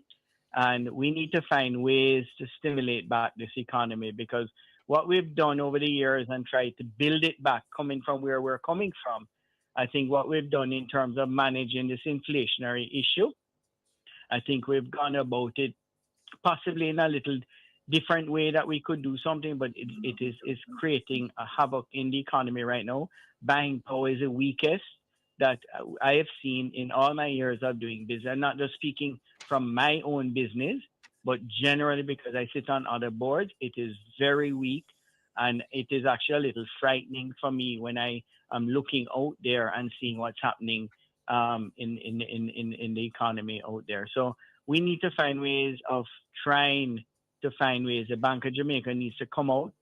Commercial banks need to start doing things to stimulate stuff, because you're going to find ourselves in a real pickle if we don't do something quickly. We know the issue of the interest rates and the adjustment by the bank, the central bank, but not the commercial banks, has been an issue for a lot of different players in the market, Mr. Thwaites. Outside of that, you may probably make a comment on that as well from the association standpoint. And also, could you tell me what are some of the incentives that you see as necessary, the association see as necessary to assist the sector right now as it pertains to economic activity? Yeah, sure. And Omar is echoing a sentiment that we've been in a 2-year environment of high interest rate and lending is tight. So these are the policies that slow down an economy. We've seen interest rates drop a couple of times, but we're not seeing the transmission of those rates as BOJ drops because what we are to getting, the commercial banks, and that's a problem. We're half a year. Yes, what we are getting here, it not really sound good for the Jamaica economy. The Jamaica economy is in a bind, and they are coming out. The Jamaica Labour Party administration is coming out and sell a narrative, right, that things going on fine. But I am telling you, on the ground, right, it is really serious. But let us hear from one of the Caribbean best economists, right? And also in agreement with what Omar Azan stated there. It's very serious for the Jamaican people, very serious. So without any delay, let us get into that clip, right, to show that that clip has been supported by one of our best economists, right? This is no joke. Jamaica is in a predicament as it relates to the Andrew Holness-led administration, and no one can tell me that it is not a result as a result of the level of corruption where we had lost $3 trillion. My God, man. Jamaica's first female Prime Minister, Favour Williams, opened the budget debate yesterday on March 12. Favour Williams, a female Prime Minister. Not Prime Minister. Oh, Mr. Malago, Prime Minister? My sincerest apologies. Jamaica's first female finance minister, Favour Williams, opened the budget debate yesterday. Here to recap and review the main points, we have economic and financial analyst and talk show host, Ralston Hyman. Morning, Ralston. Morning, Mr. Hyman. Yeah, we're having a conversation before the show opened, the segment opened a while ago, where I asked you, essentially, what were you looking for from the minister's presentation? What are you hoping to get? What should Jamaicans be expecting from that opening budget presentation? Well, first, we want to congratulate the minister on becoming the first female finance minister. But what we had expected to hear, if I was presenting the budget at this particular point in time, within the current global context, I'd start off by saying, Madam Speaker, Jamaica is a small open economy, $25 billion operating within the context of a larger international economy, 105 trillion. Dominated by the Republic of the United States of America with 29.5 trillion, the European Union with 19 trillion, China with 18 trillion, and Germany with $5 trillion. What we're seeing is a high level of volatility because of the policies being pursued by the new president of the Republic of the United States of America. America is Jamaica's major trading partner. 67% of our remittances come from America. 70% of our tourists come from America. 45% of our imports come from America, and 50% of our exports go to America. The tariff war that is being fought by the Republic of the United States of America and all these countries will lead to an acceleration in inflation. The Federal Reserve Board, which is the American and the world's most powerful independent central bank, now says that it is on hold in terms of reducing interest rates indefinitely. This places a floor on what the local central bank can do in terms of reducing interest rates, right? And that is going to impact on our economy, which is right now in a recession. So what we need to do is to develop a growth strategy. I'm going to outline to you today, Madam Speaker, a growth strategy. The Prime Minister says that we are pivoting from stability to growth, and I'm going to take this opportunity to outline a growth strategy. All the first things we are going to do, Madam Speaker, is to look at agriculture, because we now saw that given the latest trade numbers, the country's food and consumer goods import bill was more than our total exports for the first 10 months of last year. Our food and consumer goods import bill was $1.69 trillion, while our total exports were only $1.5 billion. So therefore means that we're going to outline a strategy to deal with the agricultural sector. So we're going to improve the rural road network. We're going to be carrying out a policy of accelerated land reform and land titling. We're going to be investing more in storage, and we're also going to be investing more in technology. Yeah. I'm going to jump in. Yeah. First thing, I'm happy that every time you said, Madam Speaker, you were looking at God, so I appreciate that. The budget, 949.5 billion of tax revenues. Explain that. Okay. Well, the minister said the budget is 1.26 trillion. It's going to be financed 949 billion in tax revenues, 4.9 billion in capital revenues, 139.8 billion in non-tax revenues, 5.6 billion in grants. Yep. That's on the income side. 5.9 in grants, but yeah. Yep. On the expenditure side, 917 billion in non-debt expenditure, 855 billion in recurrent expenditure, 354.9 billion in programs, 495.8 billion in salaries, public sector compensation. Now, the 949 billion in tax revenues implies additional revenues of 50 billion thereabouts. That's about 5%. Inflation at 5% will take care of that. So that's not a problem. Yeah. So the revenue side of the budget, not a problem. What we're looking at now is how you use the revenues. So the minister spoke about the capital budget. One of the things that we're expected to hear from the minister is what, Madam Speaker, we're going to also focus on dealing with the procurement problem. Because what we have been seeing consistently, even under the former finance minister, Nigel Clark, they always underspend the capital budget and tell us that the problem is related to the procurement process.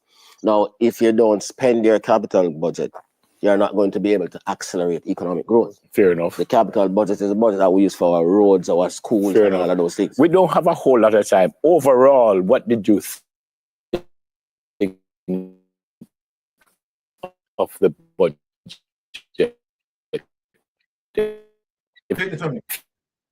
You have to for economy going down because of the policies. Why for? Well, I'm asked why for. Let him answer why he gave her. Because it never covered the areas that it should cover. We need a growth strategy now. So because you're listening for that growth strategy, which is an important area of focus, that for you has essentially given her a failing presentation grade? Yeah, man, because she never addressed the issues that are important. No new taxes for 2025, 2026. No new taxes. What do you think about? Well, no new taxes. Yeah, one of the things that the people of Jamaica have become used to, because of the low level of economic intelligence, is that they only see taxes when the minister goes to parliament and say, we are going to have a new tax category. But the fact of the matter is that they are paying more taxes. The government is going to collect over 50 billion more in taxes. How? As the minister told you, last year, it was... Yeah, no, but from what specifically? Because that's what people at the TV, at the screens are asking. That's what I told you, inflation.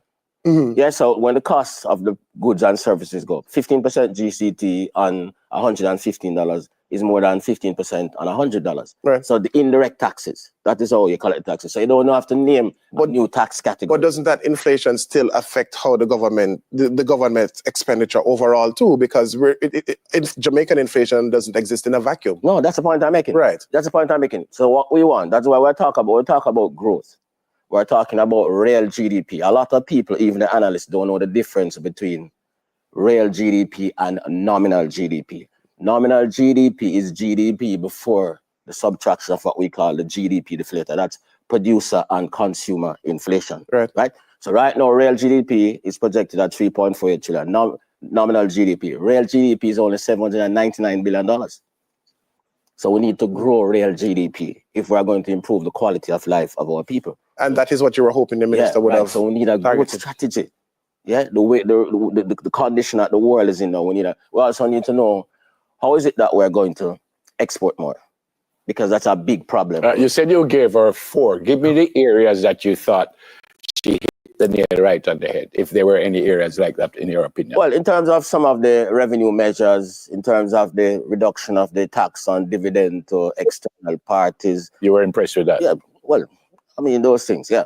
But we want to see big ticket items. The growth forecast in the budget is 1% per annum for the next 4 years. So you're moving from recession to stagnation. That's not going to help the Jamaican people. So you were not impressed? No, we need a growth strategy at this time. We have been doing fiscal consolidation. That's another point. We have been doing fiscal consolidation for 13 years. All right. With this new AI technology, you can generate unlimited children. So, panel, based on what Ralph Amon is saying in terms of my common sense with it, it relates to we focusing on growth and maintain fiscal discipline, because the issue is that it relates to Jamaica, right? Seems to be only servicing our debt, because if you look on import and export that he mentioned, we are importing, right, roughly about roughly about $6.5 billion, right, worth of goods, while we are only exporting 1.7 billion. So our trade, so we have a trade deficit, roughly about 5 billion in trade deficit. I mean, obviously that is going to definitely strike at inflation.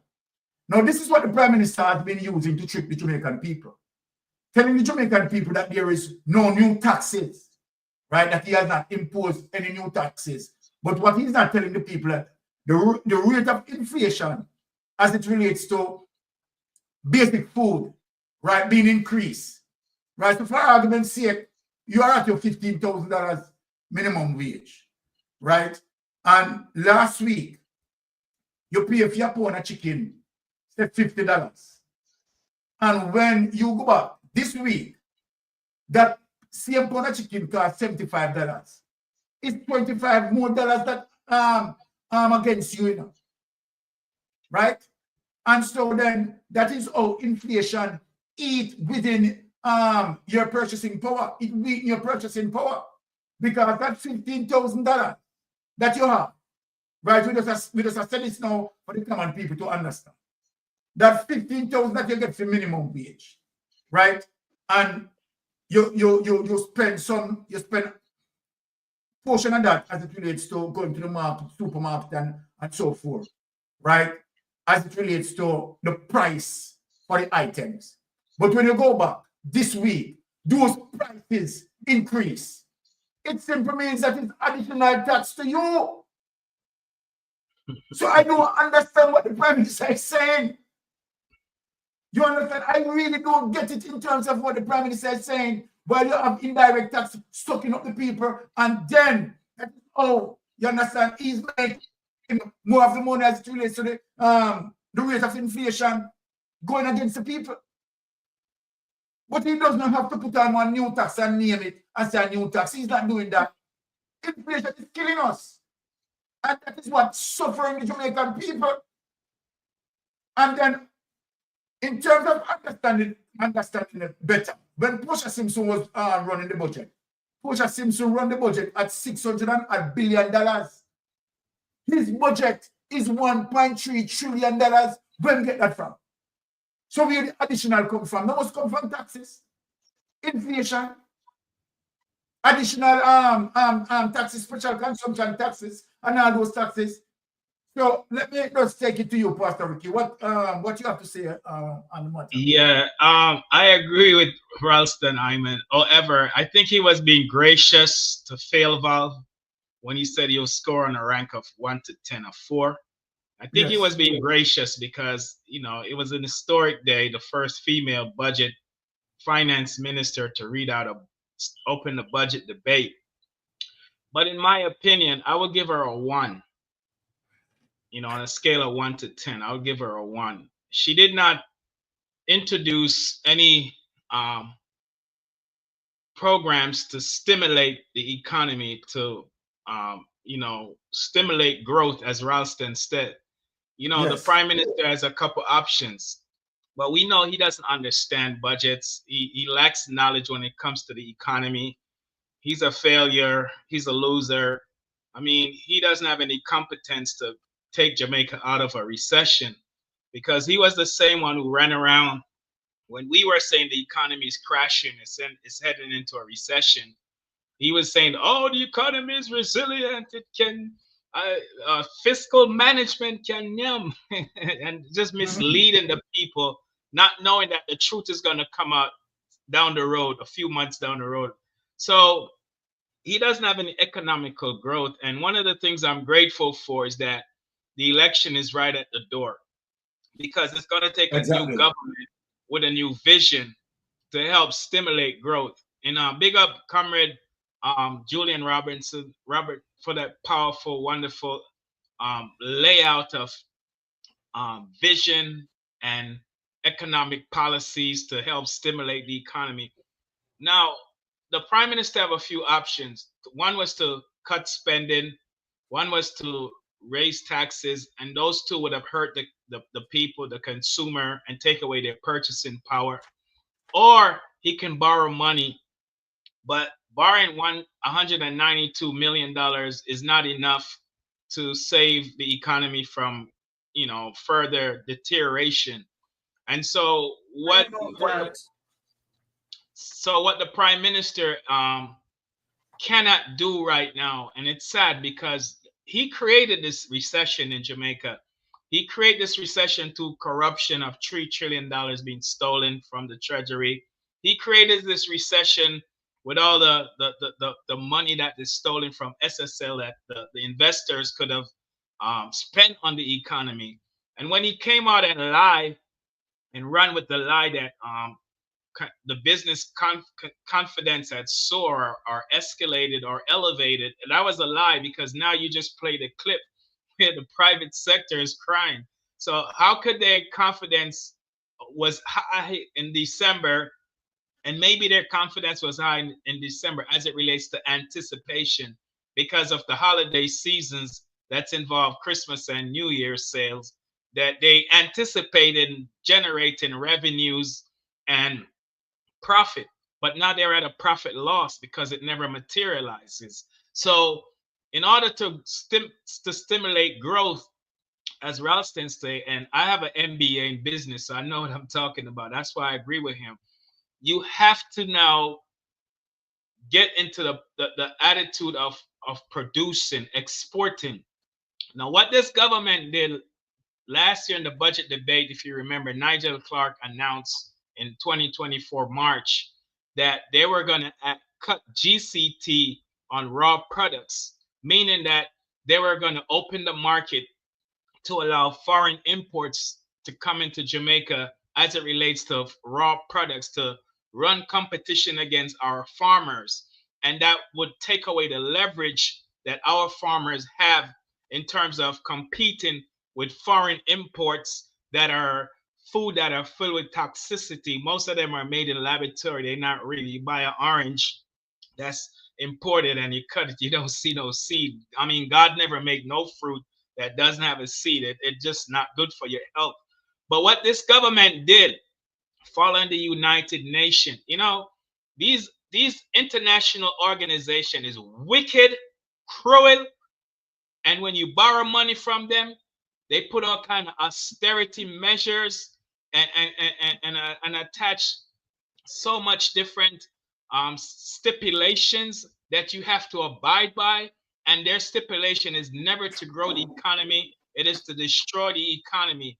And so when we look at all the money this government has borrowed from 2016 to 2024, they have to abide by these austerity measures in order to keep borrowing.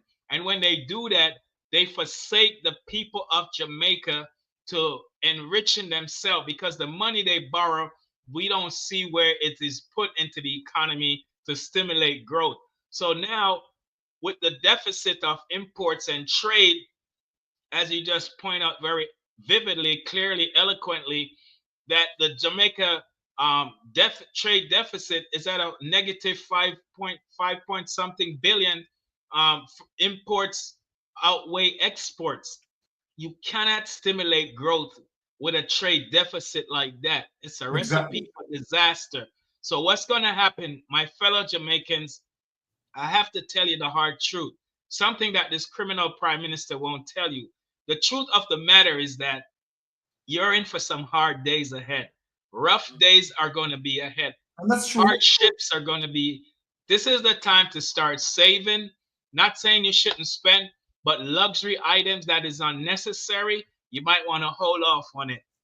Because right now, if we don't have an election soon, this incompetent prime minister that we have can cause Jamaica to shift from a recession into a depression. And if we go into a depression with no type of manufacturing output, thank God for farmers in Jamaica, but agriculture alone is not going to be able to stimulate us coming out of a recession. As you see, the output, the import outweighs the export. And so now we have to figure out how to stimulate growth and increase productivity and produce more to help Jamaica. You can't continue borrow out of debt, because the more you borrow to save us from slipping further into a deeper recession is the more austerity measures that they're going to place and stipulation that you're going to be expected to abide by in order to be successful at keep borrowing. And you know that if you're in debt and you keep borrowing, you're going to owe somebody a lot of money. And so that is not even the best option right now. Jamaica, here's the truth.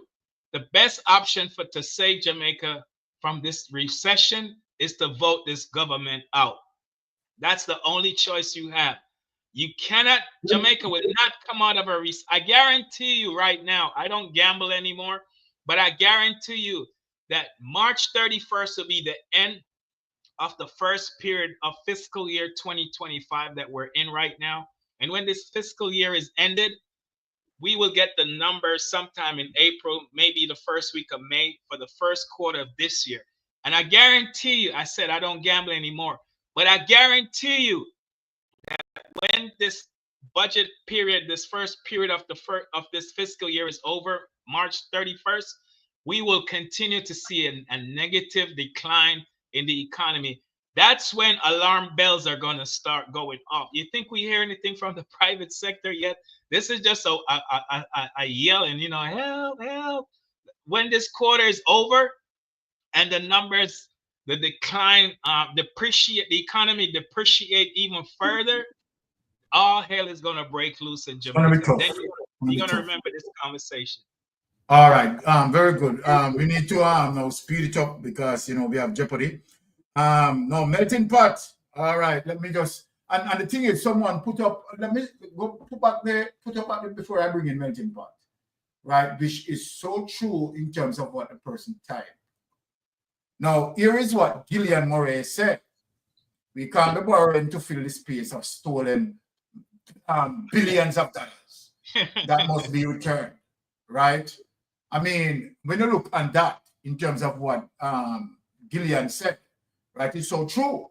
You're talking about $3 trillion that is unaccounted for, and in additional as it relates to the SSL situation that will have impact on the economy, where over $4.8 billion of investors' money, right, gone missing. And that situation as it relates to the corruption, the pilfering from this Jamaica Labour Party government, put the Jamaican people under binding. What say you, Melting Pot? Take it away, please. Well, you just have to like drag your memory back all the way to the Portia Simpson Miller era, Yes. And what was the plan that she had in place to grow Jamaica, and how successful a period she had in growing Jamaica, to the extent where even when the GLP and the PSOJ were criticizing the People's National Party as it related to their performance, in terms of, the positioning of the economy. Yes. The IMF was lauding Exactly. and complimenting the People's National Party for doing a wonderful performance and accomplishing 8 consecutive quarter, a payment. Yes. And just look at what was significant about that period. The IMF projected that Jamaica economy would grow by 2%. There you go. Yes, melting pot, you're right. Now, if you had the 5.5% that the economy has lost to that projected 2%, you are looking at 7.5% decline in the economy. And when you have an economy that has lost 7.5% in growth, then it's dead certain recession. And I am one of the first person to highlight the fact that Jamaica was heading for a recession in 2024. And I highlighted it from the ending of September. It is there on YouTube. So what we are seeing now, as it relates to the budget presentation, it didn't shock or surprise me. Because, these people cannot present a budget presentation because they are strapped for cash. The country is broke. The country don't have a mechanism of, cash resurgence apart from borrowing. And this is why, as recently as a couple of weeks ago, the Prime Minister went and borrowed a further 192 million from IMF. Because that is the only option they have. There is no GDP growth as it relates to what we are producing in Jamaica. Because Jamaica basically not producing anything. And to compound matters worse, the economy is being mismanaged. It's not being managed properly. We are seeing multi-million company getting waivers that were making multi-million in profit. And we ask the question why. We are seeing where the backside level has completely been eroded. And we ask the question why. We are seeing so many people being imported in Jamaica to work and their earning being exported back to their native country. And so as a result of that, even the local economy is suffering. Because you would think that to grow our economy, you have to look about the grassroots infrastructure, which is the people within the economy. They are the ones that will grow the economy, whether it's through productivity or whether it's through, purchasing. But you cannot have people coming all the way from Asia in their vast numbers, working and exporting back the money out of the country. So we have problem. So I know for a fact that this budget presentation would be a shambles. And probably that's one of the reasons why Nigel Clark left, because he know where the country was heading. It was heading straight into a recession period. So that could be one of the factors why he left. So the budget currently would have to be a shambles budget. And that's why there is no plan in the budget to highlight to the people in Jamaica what is the idea of rising Jamaica out of the deficit that it's in. They never mention anything about agriculture. They don't mention anything about empowering the people in Jamaica in a new phase capacity so that people can start to participate in the economy. I don't think Jamaican has been given the chance to participate in the economy.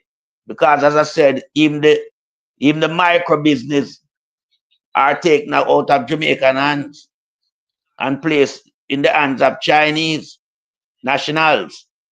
working in a third world country that has a weak economy. That cannot be their answer going forward. So, you know, the budget presentation, I would score 0. Definitely 0, fat 0. So because the Minister of Finance, number one, incompetent as it relates to the post that she holds. I don't think she's the personnel for that post. No.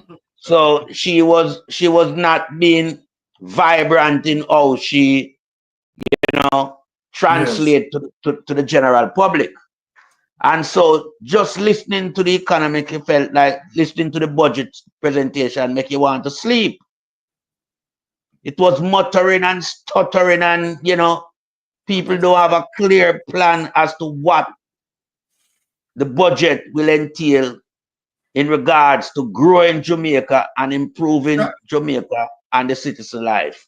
Exactly. So we're having a problem now where I don't know what's going to happen after the first quarter.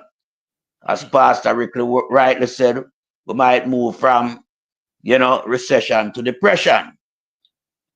But we've been telling the people in Jamaica, you cannot lend your support to corruption. Corruption will be the order of the day as it relates to suffering.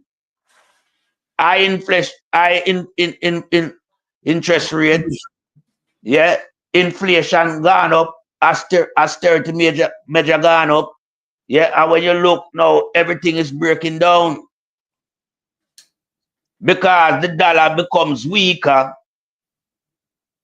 You have to spend more, but the same items are good where you buy weekly, but yet still your wage stagnated.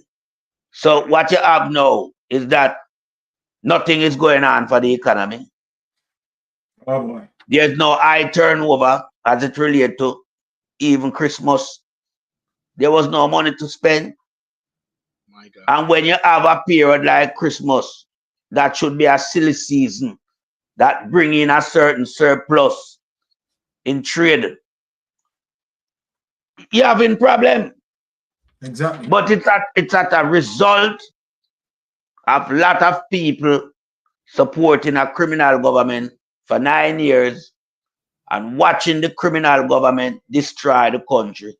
And as you rightly said, Byron, that $3 trillion that is unaccounted for, that is a major contributor to the recession that we're currently having in Jamaica. Of course. Yep. Amen. Right? Because, I mean, that gap cannot be filled by borrowing, as one of the, you know, member in the chat just put up. Cannot be filled by borrowing. All right. So this Labour Party government was always trying to be, you know, head up the propaganda list, yeah, denouncing Portia Simpson cabinet and as to how they were running the country. Now they are nowhere near the level of performance that Portia Simpson had. Miserably against Portia Simpson. They have failed miserable. They have failed miserable. Because under Portia Simpson, you know, the country never go into recession, you know. The country was growing. All right. Growing. Melting pot, let me check you there because we want to bring in Jeopardy 8:30. So we have 30 minutes and we have more programs. So see if you can well, we just have to wind up by telling the people them now, look, the time has come now because everything is right in front of your eyes.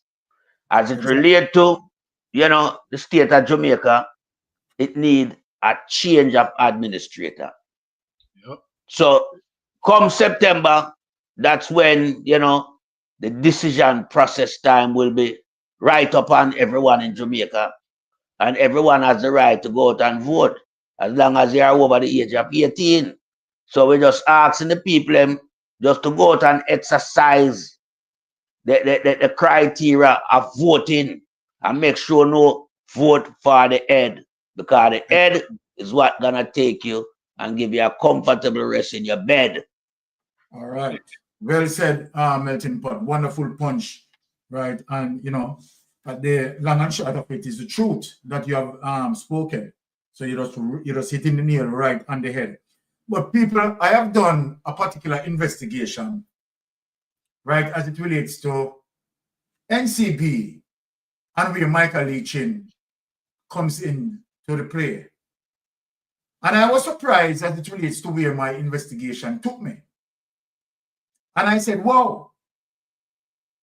And after looking on NCB having series of issues, I tried to make comparison with other main banks. And I realized that there is a complete difference.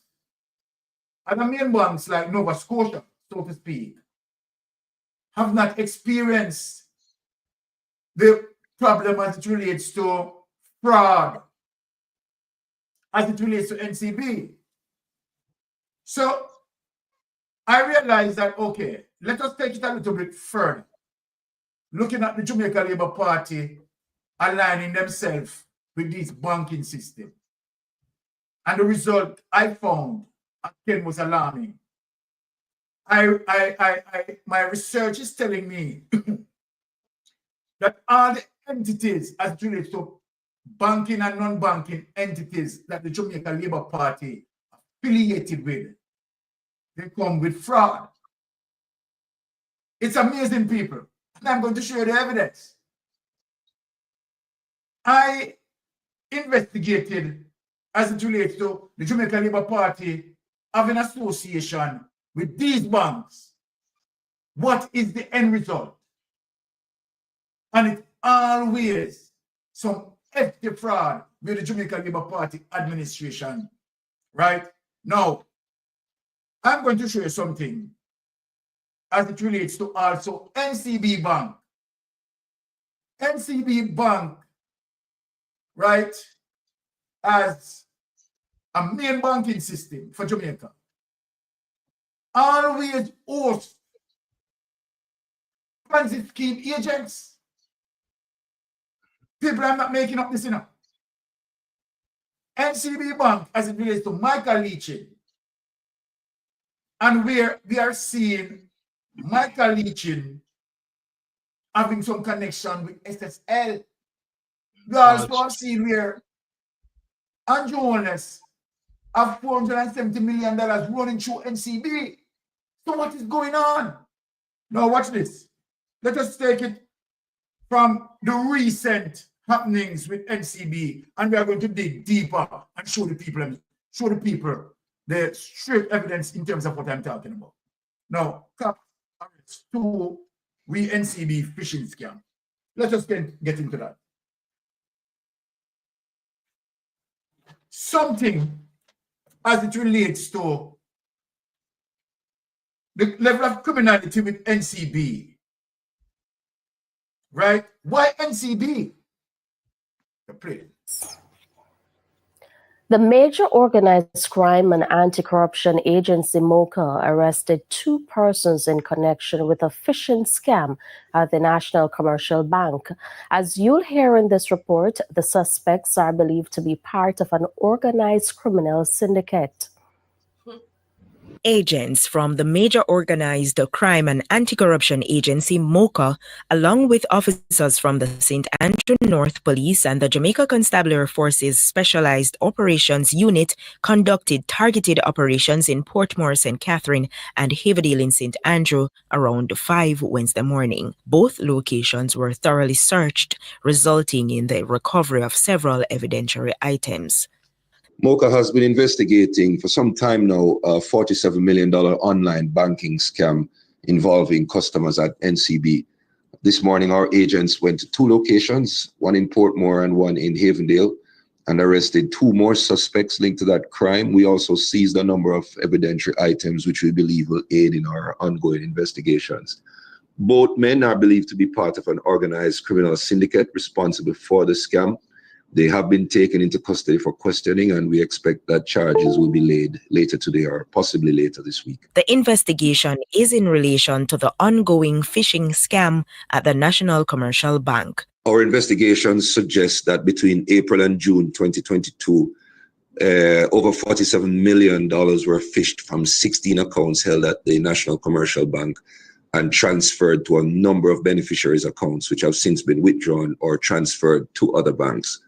The two men who were arrested this morning are believed to be deeply connected to that effort. MOCA is urging members of the public to remain vigilant in their online activities. This morning's arrest is a demonstration of the ongoing work that MOCA is doing to track down the persons responsible for this major cybercrime.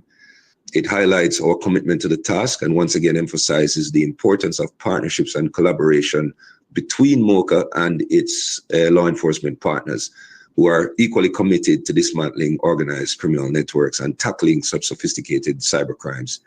We also want to encourage members of the public to remain vigilant in their online activities and to report any suspicious activities involving financial transactions to our tip line at 888-MOCA-TIP. Raquel Porter for TVJ News. Right. So when we look at NCB coming under these so-called cyber attack. Hold on. Right? Why is it? On the other hand, sharing? Right, we are not seeing Nova Scotia, right, bearing any experience of this or any other main bank. Let me go into something else to make observe a former NCB employee sentenced to 2 years. Just want to show something here. And it came after Tuesday, right? Distraction. Yeah. Let me just see something here. What is going on? All right.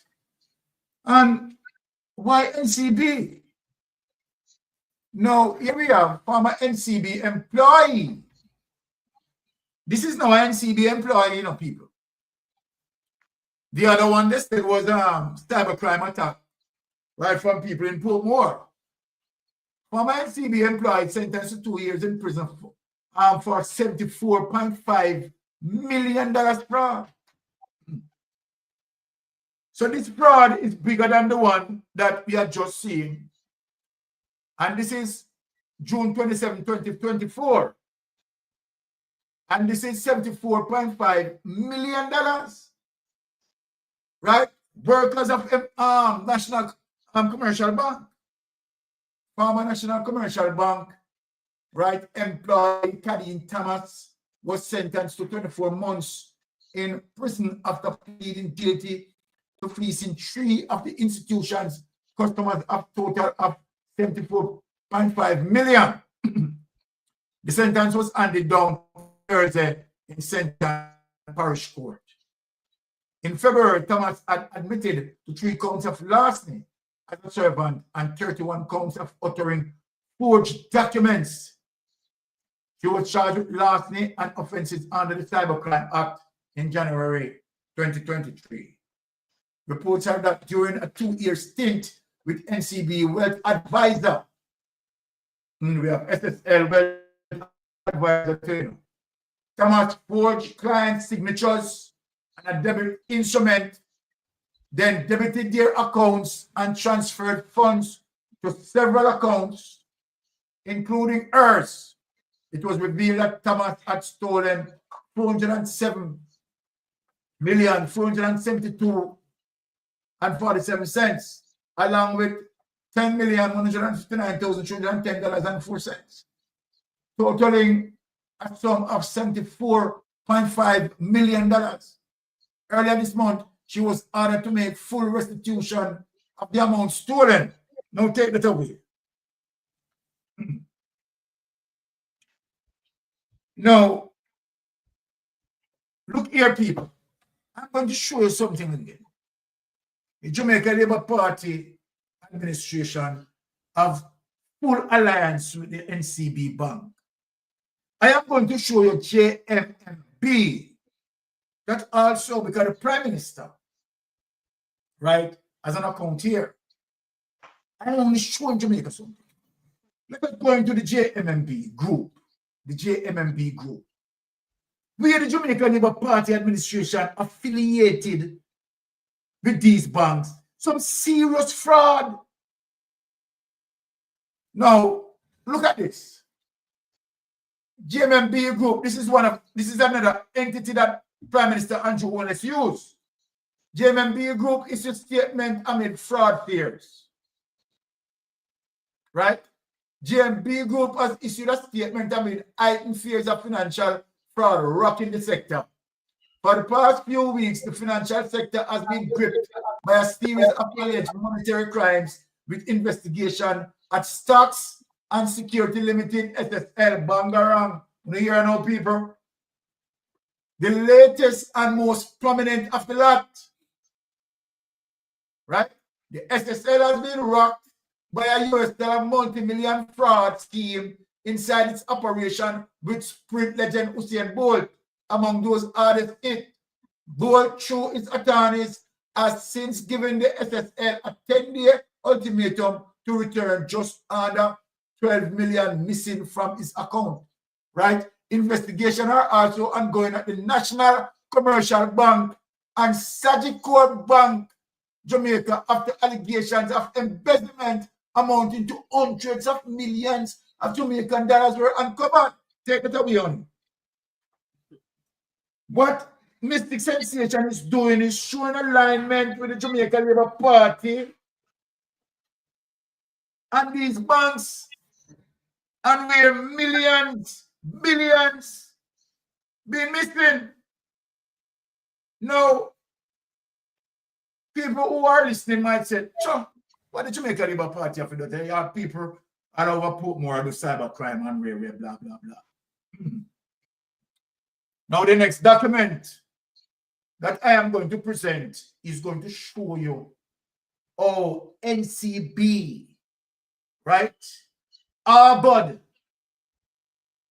Ponzi scheme accounts in their institution, and where those Ponzi schemes CEOs like you Croskerry or Lint, right, had taken out the money out of NCB without trace. What's going on here? This is what WikiLeaks information, investigation established. Let us dive into that. WikiLeaks, cable 08, Kingston 648. Let us get into that, people. This is amazing. Now here it is, people. Let us put this together. Jamaica fall of Olink investment scheme could send ripples, right, through the, let me just show the economy. See the people? Jamaica fall of Olink investment scheme could send ripples through the economy. Now watch this now, people. Now classified following in the path of several other alternative investment schemes. Cash Plus, now listen, people. Cash Plus, Tariff, Worldwise, CRFTELs, foreign currency trader Olin appears to have collapsed. Led by CEO David Smith, Olin built a strong following in Jamaica, promising returns of 10% per month. Unlike other schemes on the island, Olin appealed to more sophisticated investors, very similar to what SSL had done as it relates to over 200 accounts, right, that they had pilfered from. It was subject to a cease and desist order by the Financial Service Commission in late 2006, which also led to months of court battles with the National Commercial Bank, which had sought to close Olin's account. Smith moved his operation to Turks and Caicos in March 2006, although bank accounts remain with NCB. When I listen, people, Olin's Offices and Smith's home were subjected to a raid by police in Turks and Caicos in July 11. Press reports indicated that Smith's assets were frozen and that he is under investigation for possible financial crimes. Although no charges have been filed, many investors have not received monthly payouts since the beginning of the year. Although Jamaica has weathered the collapse of previous schemes, the demise of Olin could cause a negative ripple effect through the already weak economy. Right? Dennis Cohen, Deputy Group Manager, Managing Director at NCB, expressed concerns about the collapse of Olin, saying it could hurt the overall economy. Jamaica is already reeling from rising food and energy prices, which have hurt growth prospect for the coming year. Right?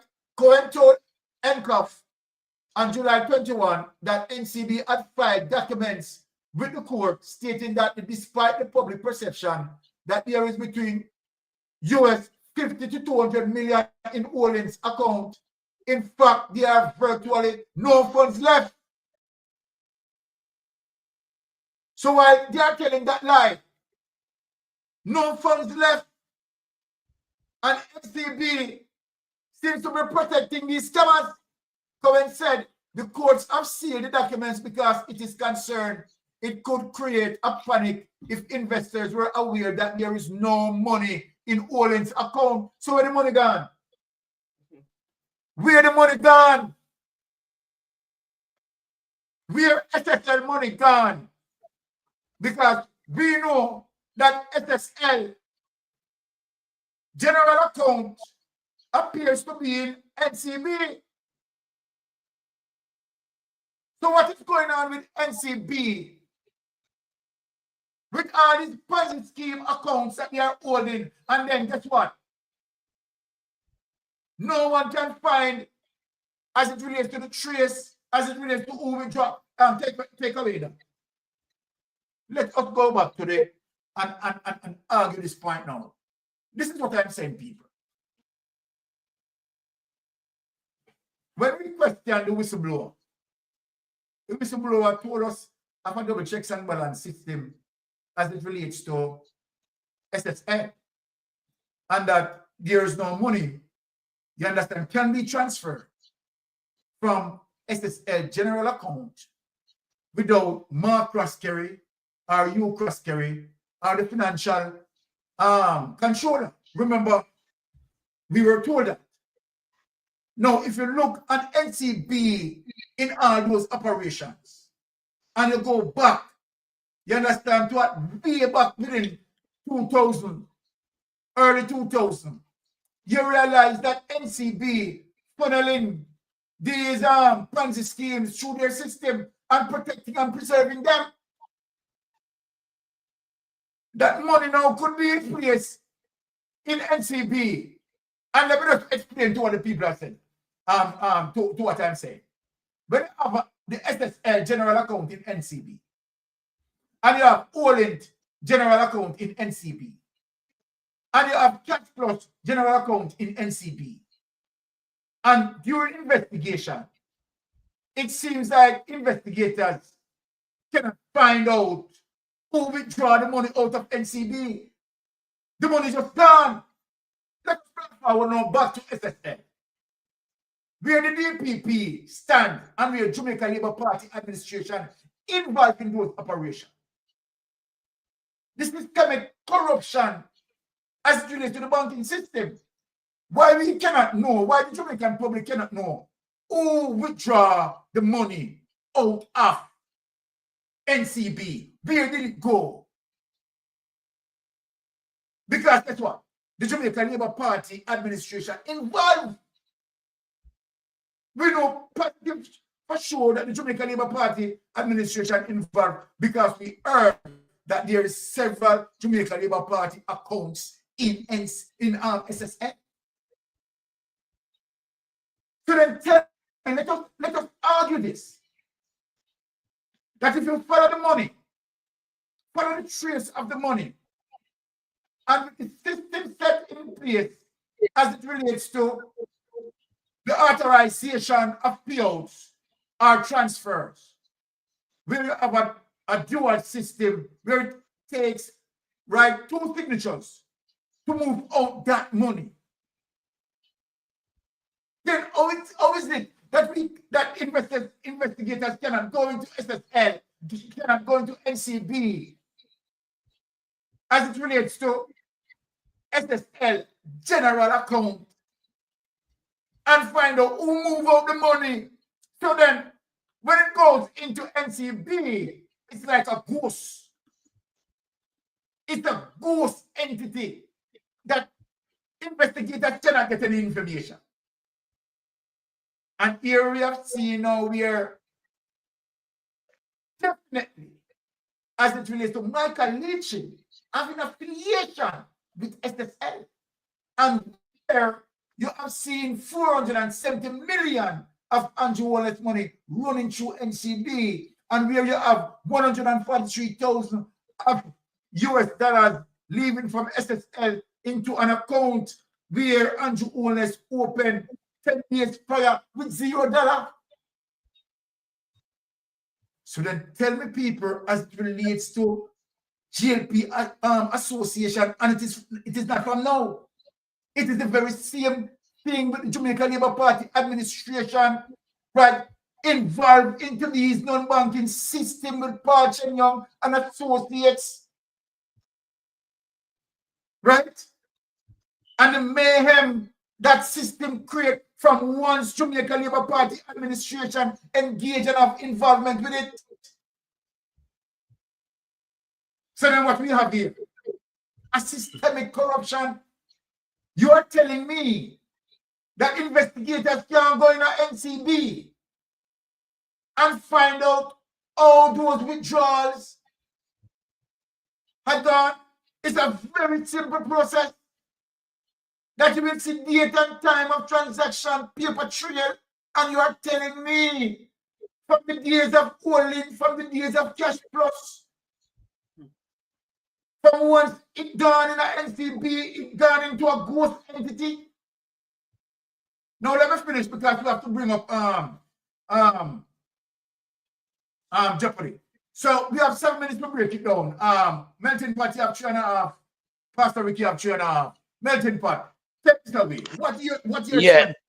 First and foremost, you know, Jamaica have to get serious and get rid of this banker when you're Michael Leachin. Because you see Michael Leachin, him name prop up in a all farmer corruption and Ponzi scheme. Yeah? And we are asking, we are appealing to Jamaican tonight. Close all account with NCB Bank. Because that so-called banker Michael Leachin, he cannot explain his wealth. We don't want the people to run to take a run on the bank. Please, reshape that. We don't want the people to take a run on the bank. I agree with that, Sir Byron. I agree with it. I was gonna say that too, honestly. Them people and draw the money out of NCB Bank. Yeah. No two ways about that. Get rid of Michael Leachin out of Jamaica because Michael Leachin hasn't done anything good for Jamaica. Michael Leachin has been living on Jamaica like a parasite, and he is a parasite. Because you can't tell me that a man that, you know, cannot remember himself doing landscaping becomes so super wealthy. You understand? So this guy is fictitious to begin with. And we know because we see the evidence as to the connection where I'm linked with. Even when time Andrew Wallace business are suffering at Barbados, you know. The AIC business, you know. Members of Michael Leachin deal with that down there for the Prime Minister, you know. So we look at the close collaboration between Michael Leachin and Andrew Wallace and the Jamaica Labour Party. And you have now people from within his bank NCB who know that the CEO is corrupted and is a criminal and start to act in the same way of criminality with customers' account. So it's not a coincidence. So the only way we can, you know, reshape the banking system, yeah, is to get rid of Michael Leachin. So we're asking the FSC and the Bank of Jamaica to take away his license and get rid of him once and for all. We can do better without NCB Bank, you know, posing up as a commercial bank in Jamaica. Because NCB Bank is a poser. It's a criminal Ponzi scheme headed and masterminded by a criminal Michael Leachin. Anytime him crash the scheme, them him buy yacht. 3 scheme him crash, and he bought 3 yacht. And we want the people them to know. The last super yacht when buy a Usain Bolt money from the SSL. And there was 2 previous yacht when 2 other financial institution that he had affiliation with. When them go crash, you see yacht buy. So we just want the people them know we have it on him. I yield back the floor. All right. Yeah, Melting Pot is up in 3 minutes excellently. Yes, Pastor Ricky, take your 3 minutes. Yeah, thank you. I agree with Sir Melting Pot. I was in Jamaica and at least 2 people didn't get their paychecks that had an account, direct deposit account at NCB. And I told them they should close their account and bank at another institution. And when they complained, they gave them some number to call. And then when they call, they said that they have to investigate it and it will take at least 2 to 4 weeks before they get their paycheck. So you don't want to be a part of a institution that is not upholding the standards of financial regulations. And so I would recommend everybody in Jamaica to close their account with NCB and go to a reputable institution. And I say that because if you remember, the source revealed that Leachin is best friends with Mark Croskery. And that showed the link right there. And the Prime Minister is friends with them also. And so they are going back. It's the same players coming up from Paul Cheng Young and Associate that liquidate their assets and form SSL. It's the same players. They're all the same. We all know that. We just, let the chips fall where they're made. But, criminality should not be in our society. This type of corruption robs the Jamaican people of their future. It robs the children of their education. And the time has come to shut NCB down. And the time has come for a lot of these people to go to prison. So I turn it back over to you, Sir Byron. I use less than 3 Well, minutes. very good. I mean, a lot of people in the chat, they're agreeing with Melting Pot, right, as it relates to take that action. But Melting Pot and Pastor Ricky, something definitely wrong as it relates to the issue that you have seen with NCB. You understand? And it's very serious. You understand? When you look at it, that you have Olin, you have Cash Plus, right? You can have their general account in NCB, right? And then, as it relates to investigation cannot find, right? As it relates to all the general account being affected where the money just being withdrawn. You understand? And they have been protected to leave with the money. You understand? And many investors. Look, and the very same thing is going on with SSL. And we have information that Michael Leachin, you understand, is somewhat now connected where that is concerned. So something is wrong. But Byron, we established that long time, Exactly. We established the connection long time. Hold on, Sister Pat on the line. Let me talk. Let me let Sister Pat speak. Go ahead, Sister Pat. Good night, my brothers. Good night, my sister. Good night. But guess what? $2,000 a month this year to buy a back. So Lord which one I will help me? And when you put up $2,000 a month for 3 months, they get 74,000. Yes. So make Jamal come back, please. The math's not maxing out at all. That's not maxing out. Yeah, That's the Jamaica Labour Party, man. They fully done. 36 and 36. Me, I say 72. Favor, I say 74.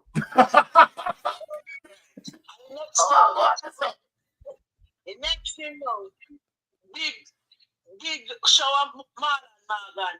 Yes. Beating wives. Consistently. Beating wives. One come and one go size up with big married gent with decent man like we flow. Can you imagine? Beautiful wife and live no decent life. Can you right? imagine? So, Jamaica people, we agree with melting pot a long time. We tell them, boy, NCB in every institution out here. Sometimes I have a little mishap, Yes. I say go. But this place is, that place is a thief. My grandson have 22,000 in there. And he just take our wing and fly. And when everybody ask them about it, them don't know who I use your card. I don't have card and lose money. The old man, they have no card, but the money gone. Right? So me agree with you. Boy, cut it a long time we are telling them to boy cut it. Anyway, me not keep it long, but me have let you know. Help me see every $2,000 per month. All right. All right, Sister Pat. Yes. But make sure you know you're 32, you're 36, and 36 is 72 and not 74. Okay. So, all right. Before we go to Jeopardy, I want to tell the people that next week, Tuesday, please be here, right, in your thousands, because we are going to have Andy Mashele, right, the Interpol ambassador, right? We will take another deep dive into SSL. So please, right, make sure that we are spreading the information and be here for Tuesday for another exciting, right, deep dive investigation into SSL. And Carl, you see, Paul, somebody send him a link and tell him for coming. All right. So Sir Byron, what you say? Yes. You're gonna rise up the wreckage at SSL. Yes, definitely. On two way about that. Yeah, from the bottom of corruption, not the sea bottom, you know. Well, you know, we are rise the wreckage of SSL from the bottom of corruption. Exactly. You notice, I know nobody run out yet and respond. Right? Them can't run out. Them can't. Exactly. Right? Them can't run out, you know. The shame I kill them. Shame killing them. Shame killing them. More shame is going to come. Right? More shame is going to come. And the thing is, we are pursuing this for consequence to happen based on what they have done. The calculated criminal behavior, right, of the Prime Minister. Prison term loading. Definitely. Consequence has to become of this. Right? So that is what I'm saying. Now, wifey, I hand over this. I want to say big thanks, Pastor Ricky. Big thanks to you, Melted Pot. Thank you. Right? See you. I wish tomorrow was Tuesday night. All right. Blessings. All right. Yes. Blessings. Bless. Yes, Pastor. Bless up. Yeah. All right. Wifey, over to you. All right. So thank you, guys. Junior. Junior. Junior said, Brother Byron, when we will see these guys going to prison, they are shame. Well, I tell you something, Junior. Right? Tune in Tuesday. Tune in Tuesday. All right. And NCB need to be investigated because a lot of people have been losing their savings. It's crazy. Money. You understand what's going on with NCB? It don't make no sense. Not good, man. Okay, guys, thank you so much for participating in the discussion. Really appreciate everybody's input. Everybody's input. It's important. Thank you for tuning in on a Friday night. As usual, you could have been elsewhere, but you chose to be with us, so we do not take that for granted. So we're going to start Jeopardy, where we're going to be playing for credit. Everybody who wants to participate can participate. So we are vying for 1,000 Jamaican dollars credit, either Digicel or Flow, which goes to the person with the most points at the end of the game. And we will also have 2 runners up of $500. Start 4 runners up of $500 credit each, Digicel or Flow. So let me just go ahead and share the template for tonight. I still have a lot of things up there. Okay. All right, let me just take away the logo so you can see all of the categories that are in play tonight. All right, so we have Caribbean flags, mathematics, Caribbean capitals, Jamaica hurricanes, and professions. So as usual, somebody throw out a category. To start with, the first one that I see is the one we're going to start with. And the answer, the question is in the form. The question is in the form of a statement, and you answer in the form of a question. What is for place or thing, and who is, and then the if it's the name of a person, it's who is, and then the name. So throw out a category for us to start.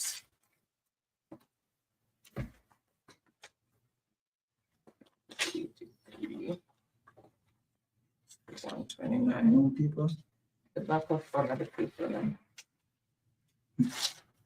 Yeah. Okay. Fine. Okay. Did you see me send that, Tiffany? Can I just put yes or no? I just not too long did it.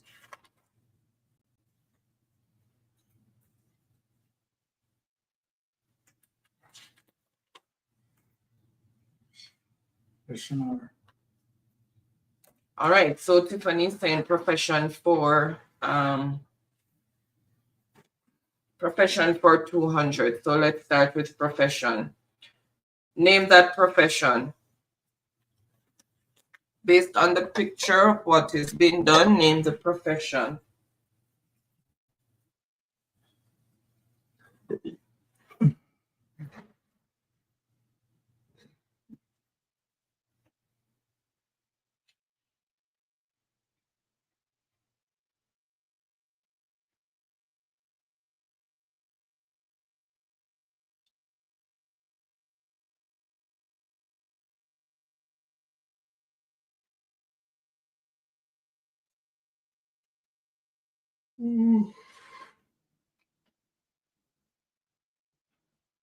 All right, I see the answer that I am looking for, and it is who is an architect. One sec. Name the profession. Would you type down to who is or what is? Who is? Okay, because it's a person's profession. Yeah. All right, so it is who is an architect, and it is for 200 points. So let's see who came in with the correct response.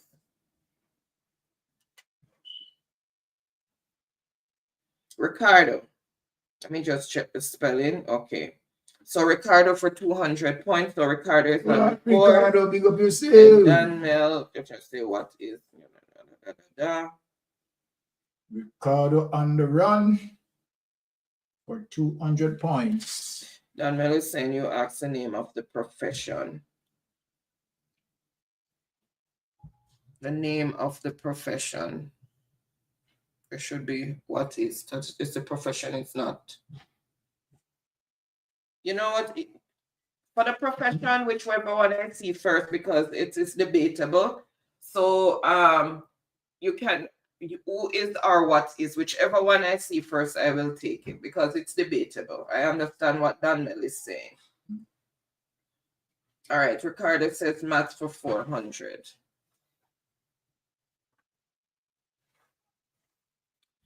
What mathematical symbol should replace the dash to make this equation true? What mathematical symbol should replace the dash to make this equation true?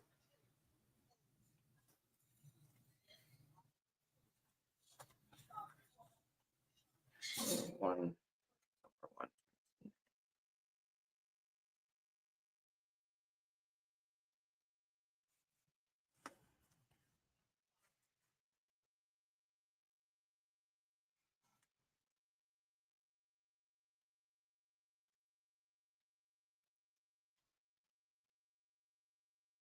Right. Let's see.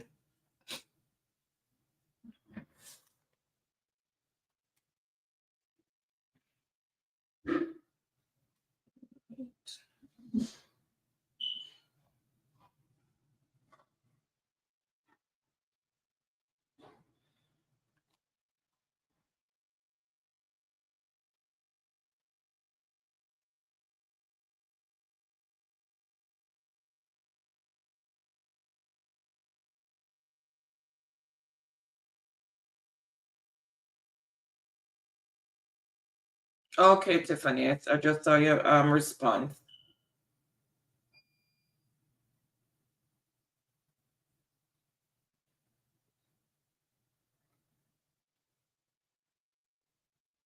All right, I see the answer that I am looking for. All right, let's see who first came in with the correct response. Let me just display the answer, and it is what is multiply. So the extra multiply or the word multiply, and that is for 400 points. All right, so remember, guys, because I think I have who is for all of the profession. So I'm gonna take what or who. So whichever one I see first, I'm gonna take it. Sorry about confusion, but I understand what Donmel is saying.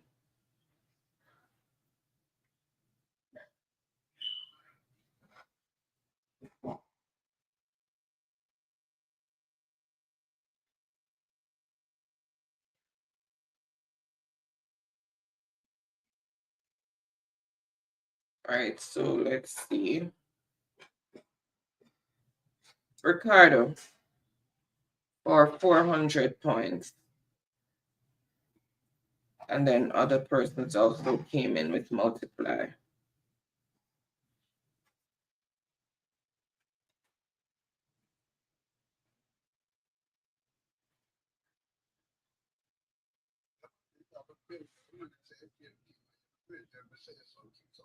Oh, Donmel, I am going to take who is or what is, because I have on my answer sheet who is.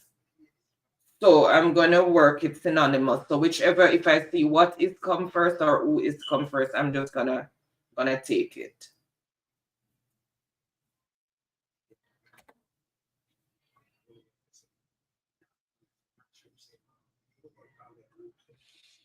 All right, so choose the next category and for how many points. Who did I just say? Ricardo. Ricardo, choose the next category and for how many points? Same someone. You need to be disciplined. He needs to be disciplined.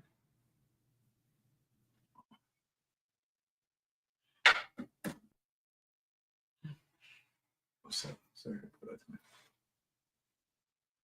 Math for 500. If a news channel delivers an average of 32 news reports on weekdays and an average of 45 news reports each day of the weekend, it therefore delivers this many news reports in an average week. And it's a double point answer.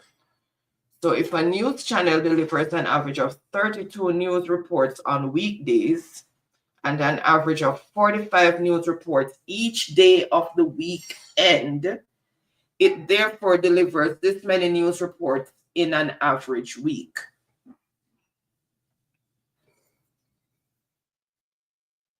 So how many news report does it deliver in an average week?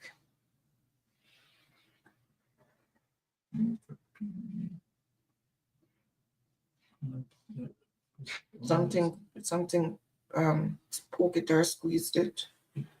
No, when you say choke, the door, let me make mistake. Yeah. You either slam your finger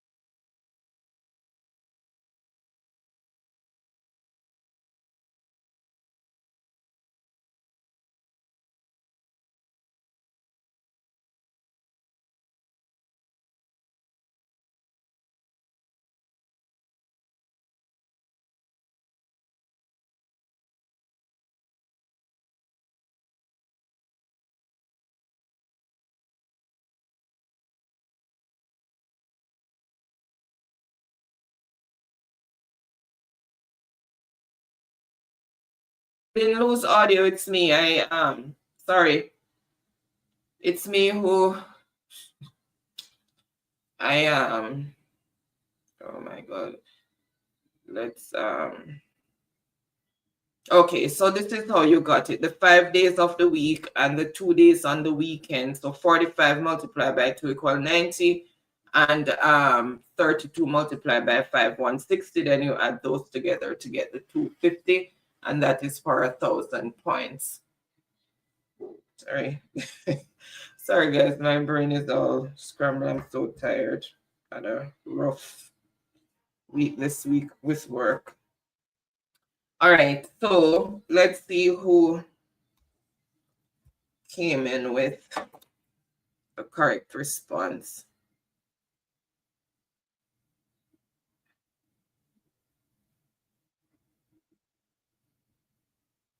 Truck Life for 1,000 points. Then we have to have Ricardo Maxine, so came in with 250.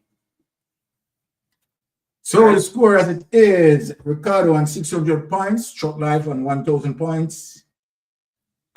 All right, so Truck Life is continuing with math for 300. What is the next in the pattern? So what is the next number in the pattern? What is the next number in that pattern?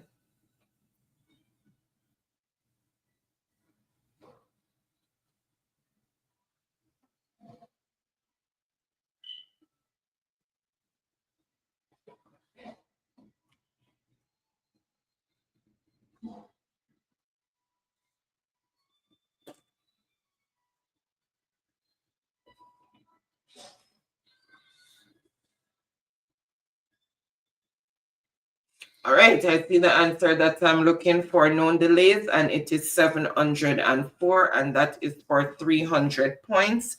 So let's see who picked up those 300 points.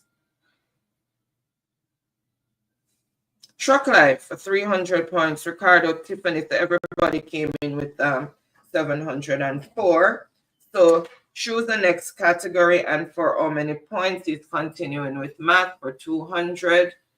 342 people attended a movie. Each ticket cost $6. This much was collected. So 342 people at $6 each. So how much money was collected?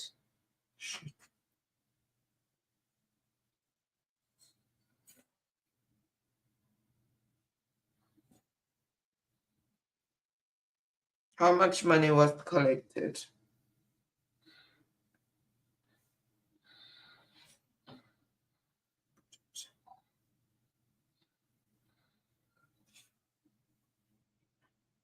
Let's see.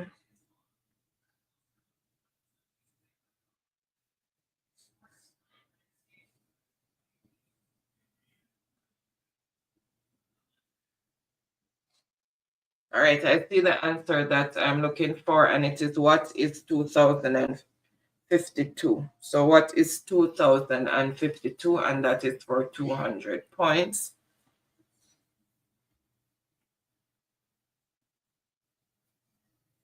All right. Ricardo, 2,052. And that is for 200. 2,052? Yeah, Tiffany also came for 200? Yeah. He's jumping over to flags for 300. These flags for 300. To which country does this flag belong? Which country does that flag belong to? And that's for 300.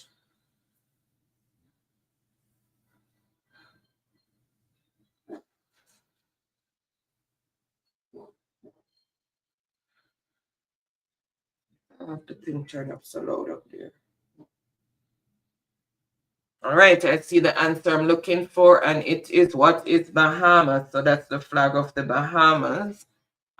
So let's see who first came in with the correct response. Ricardo, for 300, choose the next category, and for how many points, and other persons also came in with Bahamas. Which country uses that flag?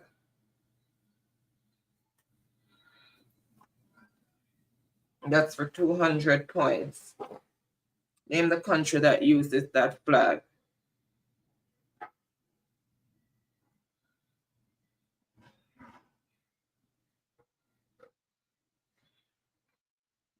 All right, I see the answer that I'm looking for, and it is what is St. Lucia. So that is the flag of St. Lucia, and that is for 200 points. So let's see who picked up those 200 points. Let me just refresh. Ricardo, 200 points. The others also came in with St. Lucia, and he's bringing it back to complete mathematics. What is the answer to that? 6.1 multiplied by 3.2, and what is the answer?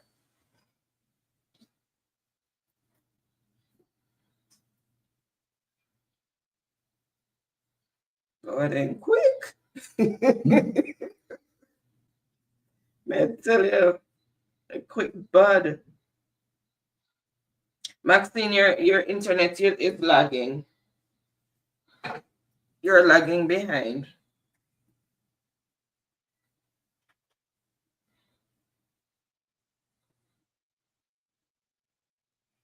All right, I see the answer I'm looking for, no delays, and it's 19.52, and that is for 100 points. 100 points, sorry, eating off the S. Ricardo, 100 points. Ricardo, next category, and for how many points?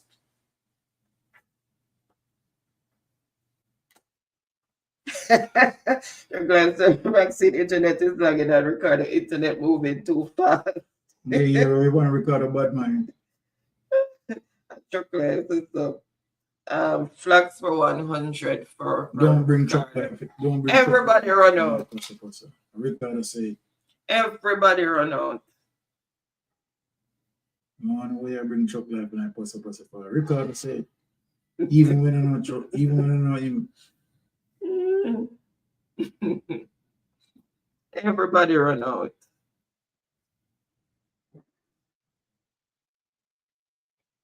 All right. And you know the answer. What is Jamaica? And that is for 100 points. Look at that beautiful scenery. Very beautiful scenery. All right. Let's see who first came in. Because everybody ran out. Truck Life for 100 points. Because Ricky, you know, Baron don't like when you get points. Ricky said, Baron don't call my name a bit. Maxine said, blame to Giselle Hush. All right, flags for 400 says Truck Life. All right, which country uses this flag? Everybody run out. You're oh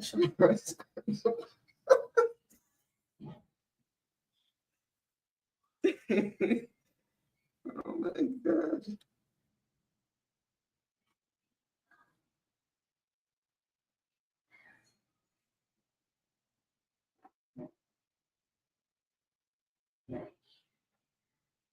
All right, I see the answer that I'm looking for, and it is Haiti, the flag of Haiti, and that is for 400 points.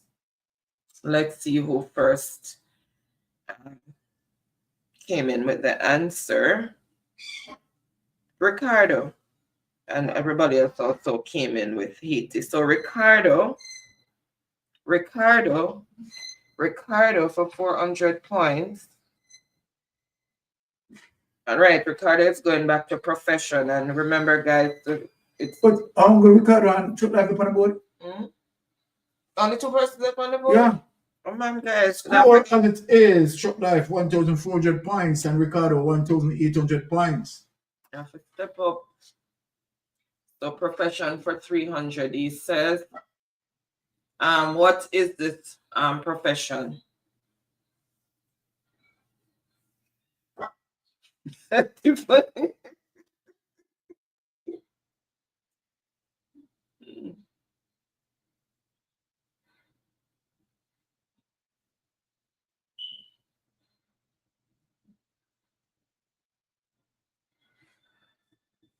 I'm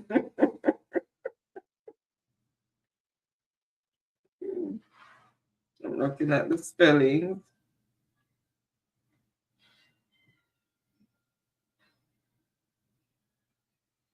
All right, I see the answer, and it is astronaut. So what is our who is? I will take, because I have who is, because I'm thinking of the person's profession, but I asked what is the profession, but I'll take either.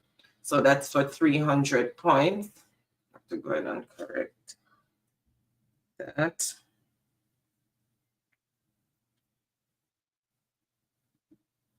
Ricardo for 300 points, and others came in with the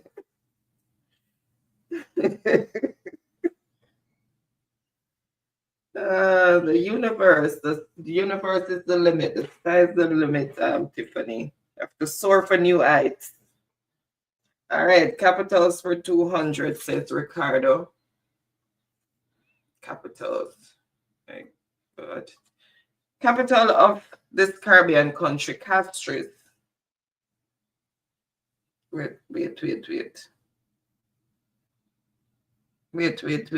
The name of this capital. I'm giving you the capital, you give me the country. Sorry, because I'm looking at it, I'm saying that not look correct. I give you the capital, you give me the country. Sorry.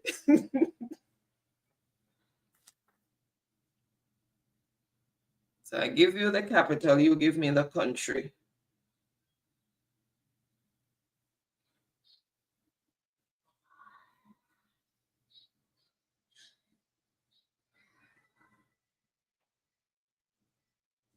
And that is 200. All right, I see the answer that I'm looking for, and it's St. Lucia is the country, Castries is the capital, and that is for 200 points. All right, let's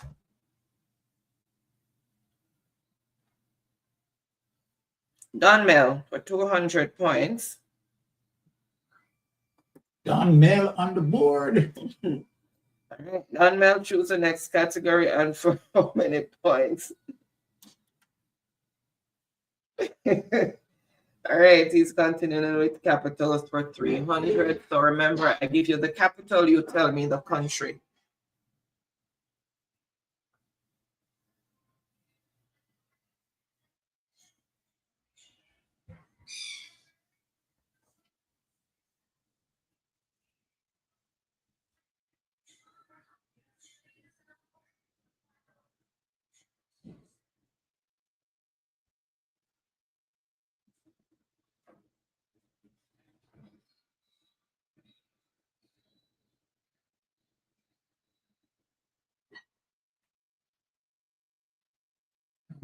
Let's see this.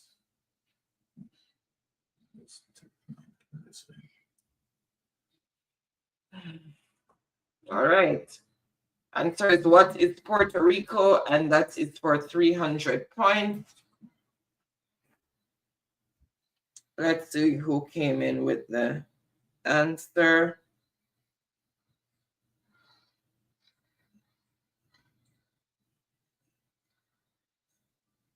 Oh my God, Don Mel left off what? All right, so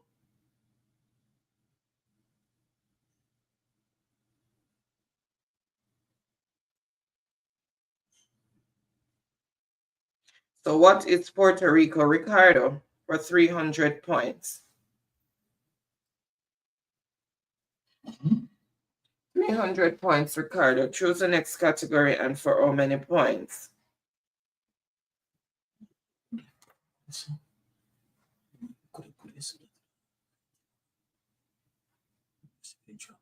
Jesus.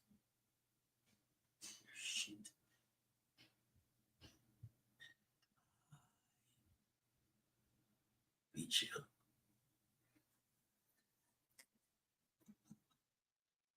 Capital for 100.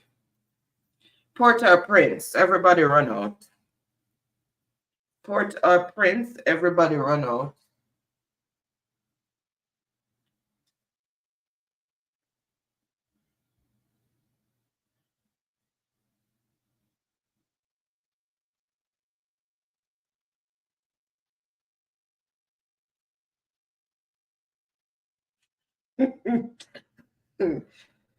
Chocolate, you're going to lose the Caribbean card, you know. All right, I see the answer that I'm looking for, and it is 80, and that is for 100 points. So let's see who picked up those 100 points.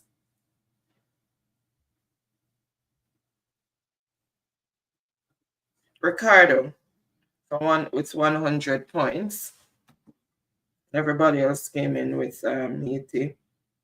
Choose the next category, and for how many points? Score as it is, Daniel 200 points, Chuck Life 1,400 points, Ricardo 2,500 points. Here, profession for 400. Name the profession.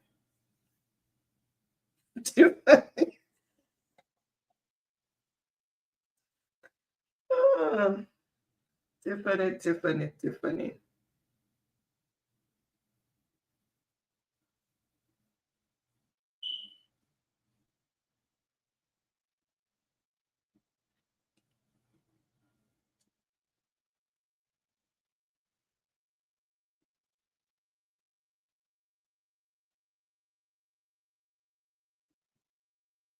All right, I see the answer that I'm looking for. So it could be one of two answers.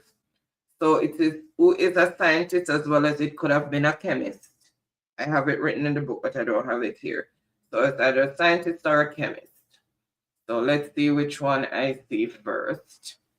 And that is for 400 points. To add that here. All right. Oops. I don't want to mess this up. So Ricardo, scientist. And Don Miller put chemist, others put scientist. So it's between scientist and chemist. Most people put, which is correct.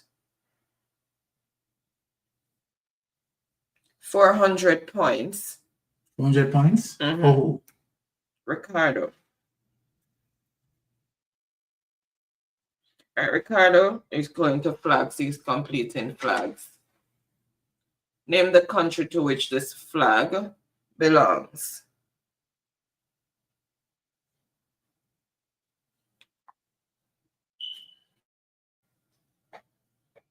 Name the country to which that flag belongs.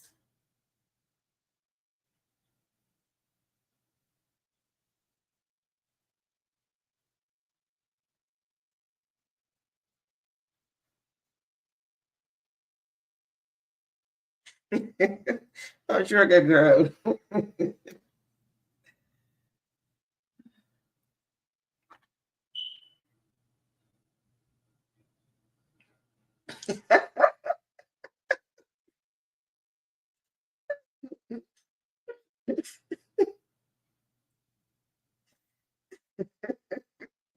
That's easy. Oh my goodness.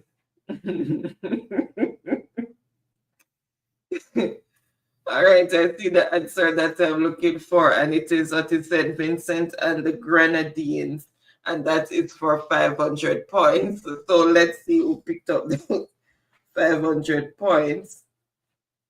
All right, so, all right, we started there. ENADI. Okay, so Truck Life for 500 points. Excuse me, guys. Truck Life for 500 points. Is what? Making that sound. Squeal. All right. All right, Capital for 400. Kingstown, and it's a double point answer, so that means it's 800 points. I didn't say Kingston, I said Kingstown. Name the country. Kingstown.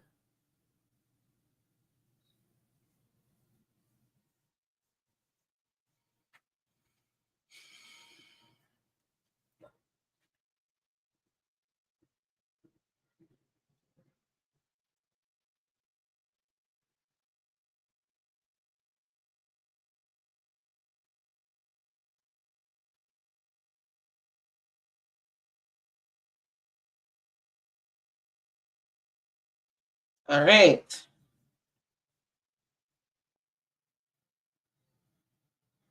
All right. So see the answer, and it is what is St. Vincent and the Grenadines, and that is for 800 points. So let's see who collected those 800 points.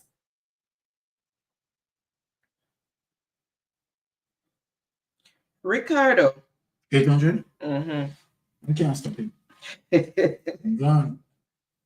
And then others also came in with St. Vincent and the Grenadines. So choose the next category. And for how many points? We have 3 categories left there. So capitals for 500, completing that. Cockburn Town. Name the country to which that capital belongs. Cockburn Town.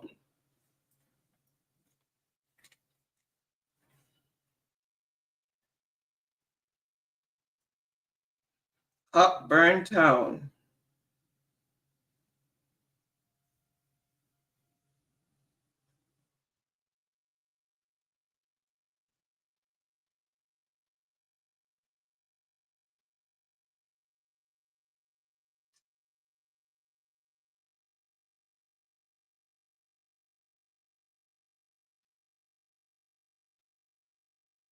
Great, I see the answer that I am looking for, and it is Turks and Caicos, and that is for 500 points. Let's see.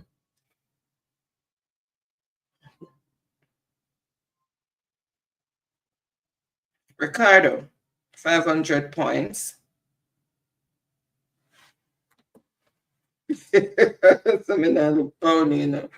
All right, Hurricanes for 500. Finally gone over to Hurricanes. So I give you the date, and you tell me which hurricane occurred on that date. So October 24th, 2012, which hurricane passed over Jamaica on that date? Ricardo, find back in Rod. Which hurricane passed through on that date? October 24th, 2012.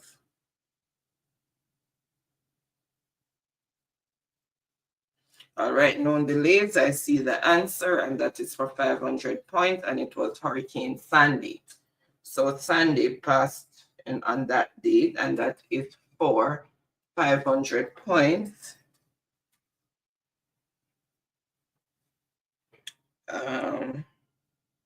Ricardo, 500, and others came in with Sandy as well. So we have 2 categories left. Choose one category, and how many points? Hurricane for 100. Which hurricane passed through on September 12, 1988? Everybody run out. Everybody run out.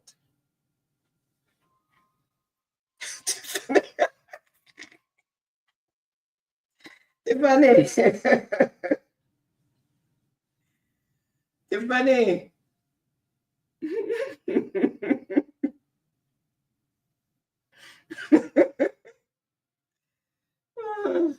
All right, I see what I'm looking for, and it is Hurricane Gilbert. Water come in my room.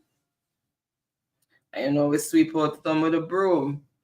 All right, so that is for 100 points. So let's see who picked up those 100 points. Dunmel, 100 points. Hurricane Gilbert. Tiffany also came up with Gilbert. Others also came in with Gilbert. All right, so Dunmel, so he's continuing with hurricanes for 300. And it's a double year score. So which hurricane passed through over Jamaica August 19, 2007? August 19, 2007, which hurricane blew by? That's for 300. Okay, here we are. And it's a double score.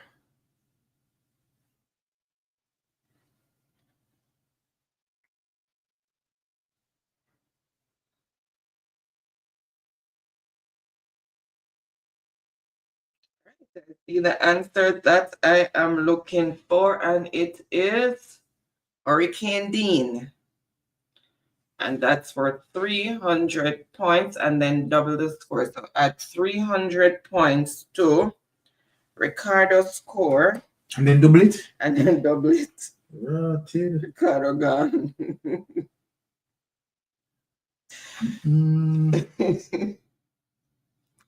All right, Ricardo, next category. Let me just,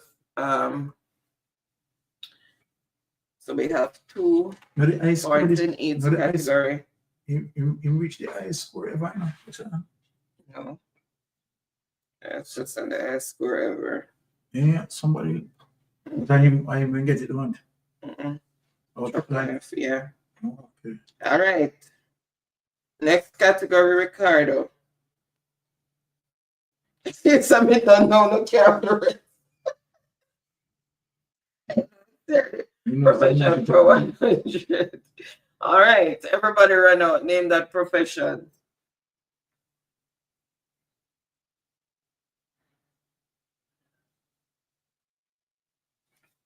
Everybody run out.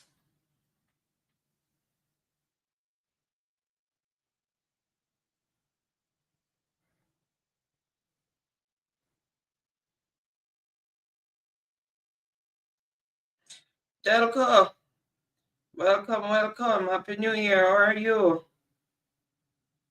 It's a Delco David. Me late, but me reach. Me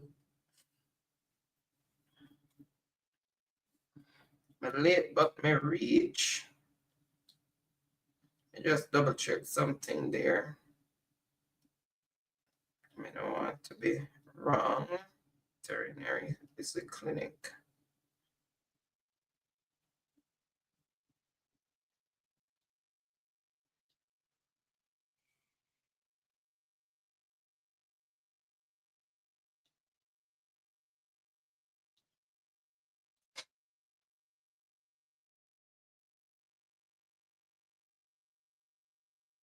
All right, I see the answer I'm looking for, and it is who is or what is a vet or a veterinarian. The veterinary is the actual clinic itself, the building. It's like you have the hospital and you have the doctors, you have the surgeon, the oncologist and stuff working there. And the veterinary is the building that the veterinarian works in. And that is for 100 points.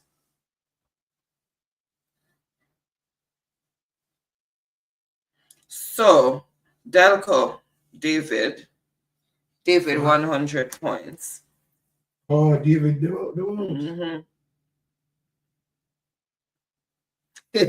Bad breed Ricky. All right, David, choose. They have 2 categories left with 3 points. So, bless up Uriel. One hurricane for 200. Which hurricane passed by in that year? Which hurricane passed by on September 11, 2004, and that is for 200 points. September 11, 2004.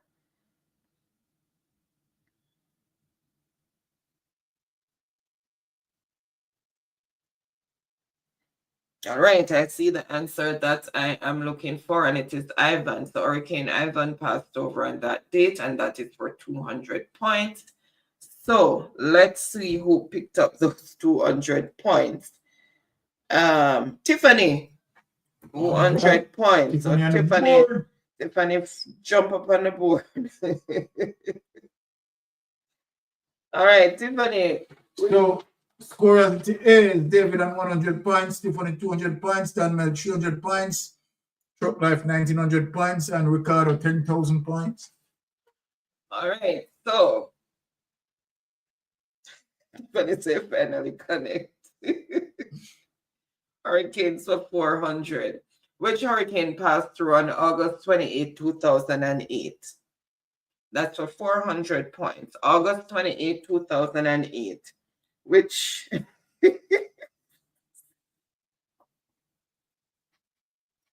Chuck F, it's which time machine you sit down in? Tiffany. Oh my goodness.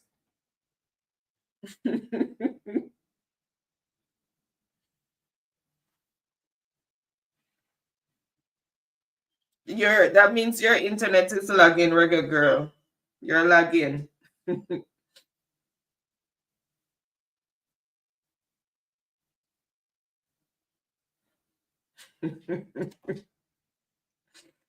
All right, so I see the answer that I'm looking for, and it is what is good stuff, and that is for 400 points. So let's see who picked up those 400 points. You know, I don't have any control over the internet is running and in anywhere that people are tuned in. Reggae girl. So it's the internet is lagging. That's the problem. So Tiffany for 400 points. All right, the only other one left is profession.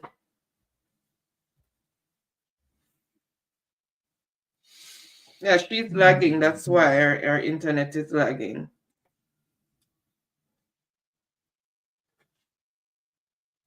All right. Name the profession.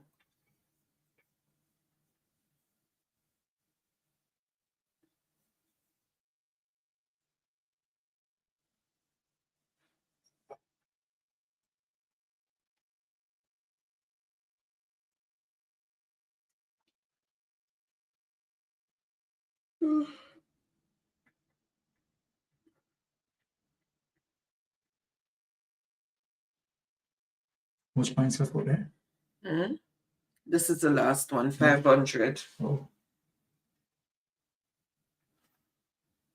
No, yesterday we were on daylight saving time, so we had to adjust the time a bit.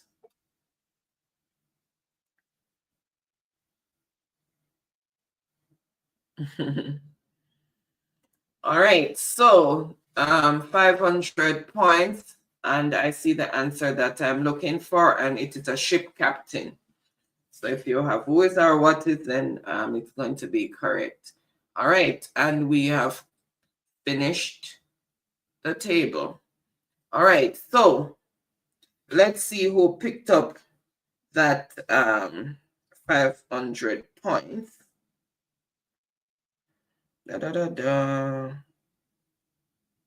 Dunmill, 500 points to Dunmill. And we have completed the board. So congratulations to everyone who participated. Congratulations to everyone who was able to answer and also to get on the board. Congratulations to the winners tonight. Really appreciate each and everybody's participation and support. Some people were lagging a bit. Sorry about that, but it depends on your internet provider and if you're using data as well. Sometimes it can affect the stream. So everybody that possibly is a winner tonight. Okay, then we'll get 800. All right, so the scorekeeper is tallying the points. 1900 and Ricardo 10,000. Okay, so who make it on the board? David make it on the board with 100. That's really lucky. Tiffany in fourth place, 600 points. And Daniel, third place, 800 points. Truck Life, 1,900 points. And Ricardo, 10,000 points. You have to go right down this. Because at the end of the year. Always write the points. Okay, so. Put it in here because I have to add it to the book. Okay. All right, so congratulations again to everyone. Really appreciate the continued support, as I said before. Let's see. So if everyone number remains the same, or if anybody wants a new number for the credit to go to, then you can message me on WhatsApp or Delco. Your number remain the same, which because you have several. So you need to message me to let me know which one you want your credit sent to. Okay, 408. Okay.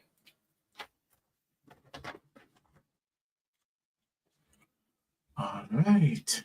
All right, I have that. Yeah, I have it. I have it. Just want to know which one you wanted it to go to. Oh yes, I need to add that. I need to add that number to my log. Tiffany, I'm gonna do that as soon as we come off, because I tried to send it to the number that I had, the one that you told me to default to, because you have several as well, and it didn't go through. It was just there, logging, and buffering till I stopped, and I checked, and then I realized it didn't go through. So I know you would have let me know that you didn't get it and tell me what to do. Okay. Okay, I see. All right, guys. So thank you. Why did it do that? Okay, so thank you so much for tuning in on another Friday. Really appreciate everyone's continued support. Thank you to all the new subscribers. Welcome to the Mystic Sensation family. And a big shout out to all our channel members. Really appreciate the extra support. So guys, the channel membership is available if you want to become a member of Mystic Sensation. Just a small fee. We don't ask for much. Wonderful live as always. Thank you so much, Truck Life. And remember, tomorrow is Reason with Ratigan. Sunday is Town Hall with Mr. Lonesome. And then remember to tune into all the other channels that are burning the fire as well, trying to hold the leaders of the country accountable so we can get a better Jamaica with a brighter future for the next generations to come. And I'm just, okay, 2 p.m. tomorrow for Ratigan Jamaican time because of the time change, the daylight saving time, because we've sprung 2 hours forward, so there's just a 1 hour difference now instead of 2 hours, right? So Don Mel is putting out the time for tomorrow, 2 p.m. All right, guys. So bless up on yourself. Much love, enough respect. Love all of you. All right. So enough respect. Walk good, and have a wonderful and restful weekend for those who are not working, and don't work too hard for those who will be working. All right, so take care and bless upon yourself. Safe travel on the gravel.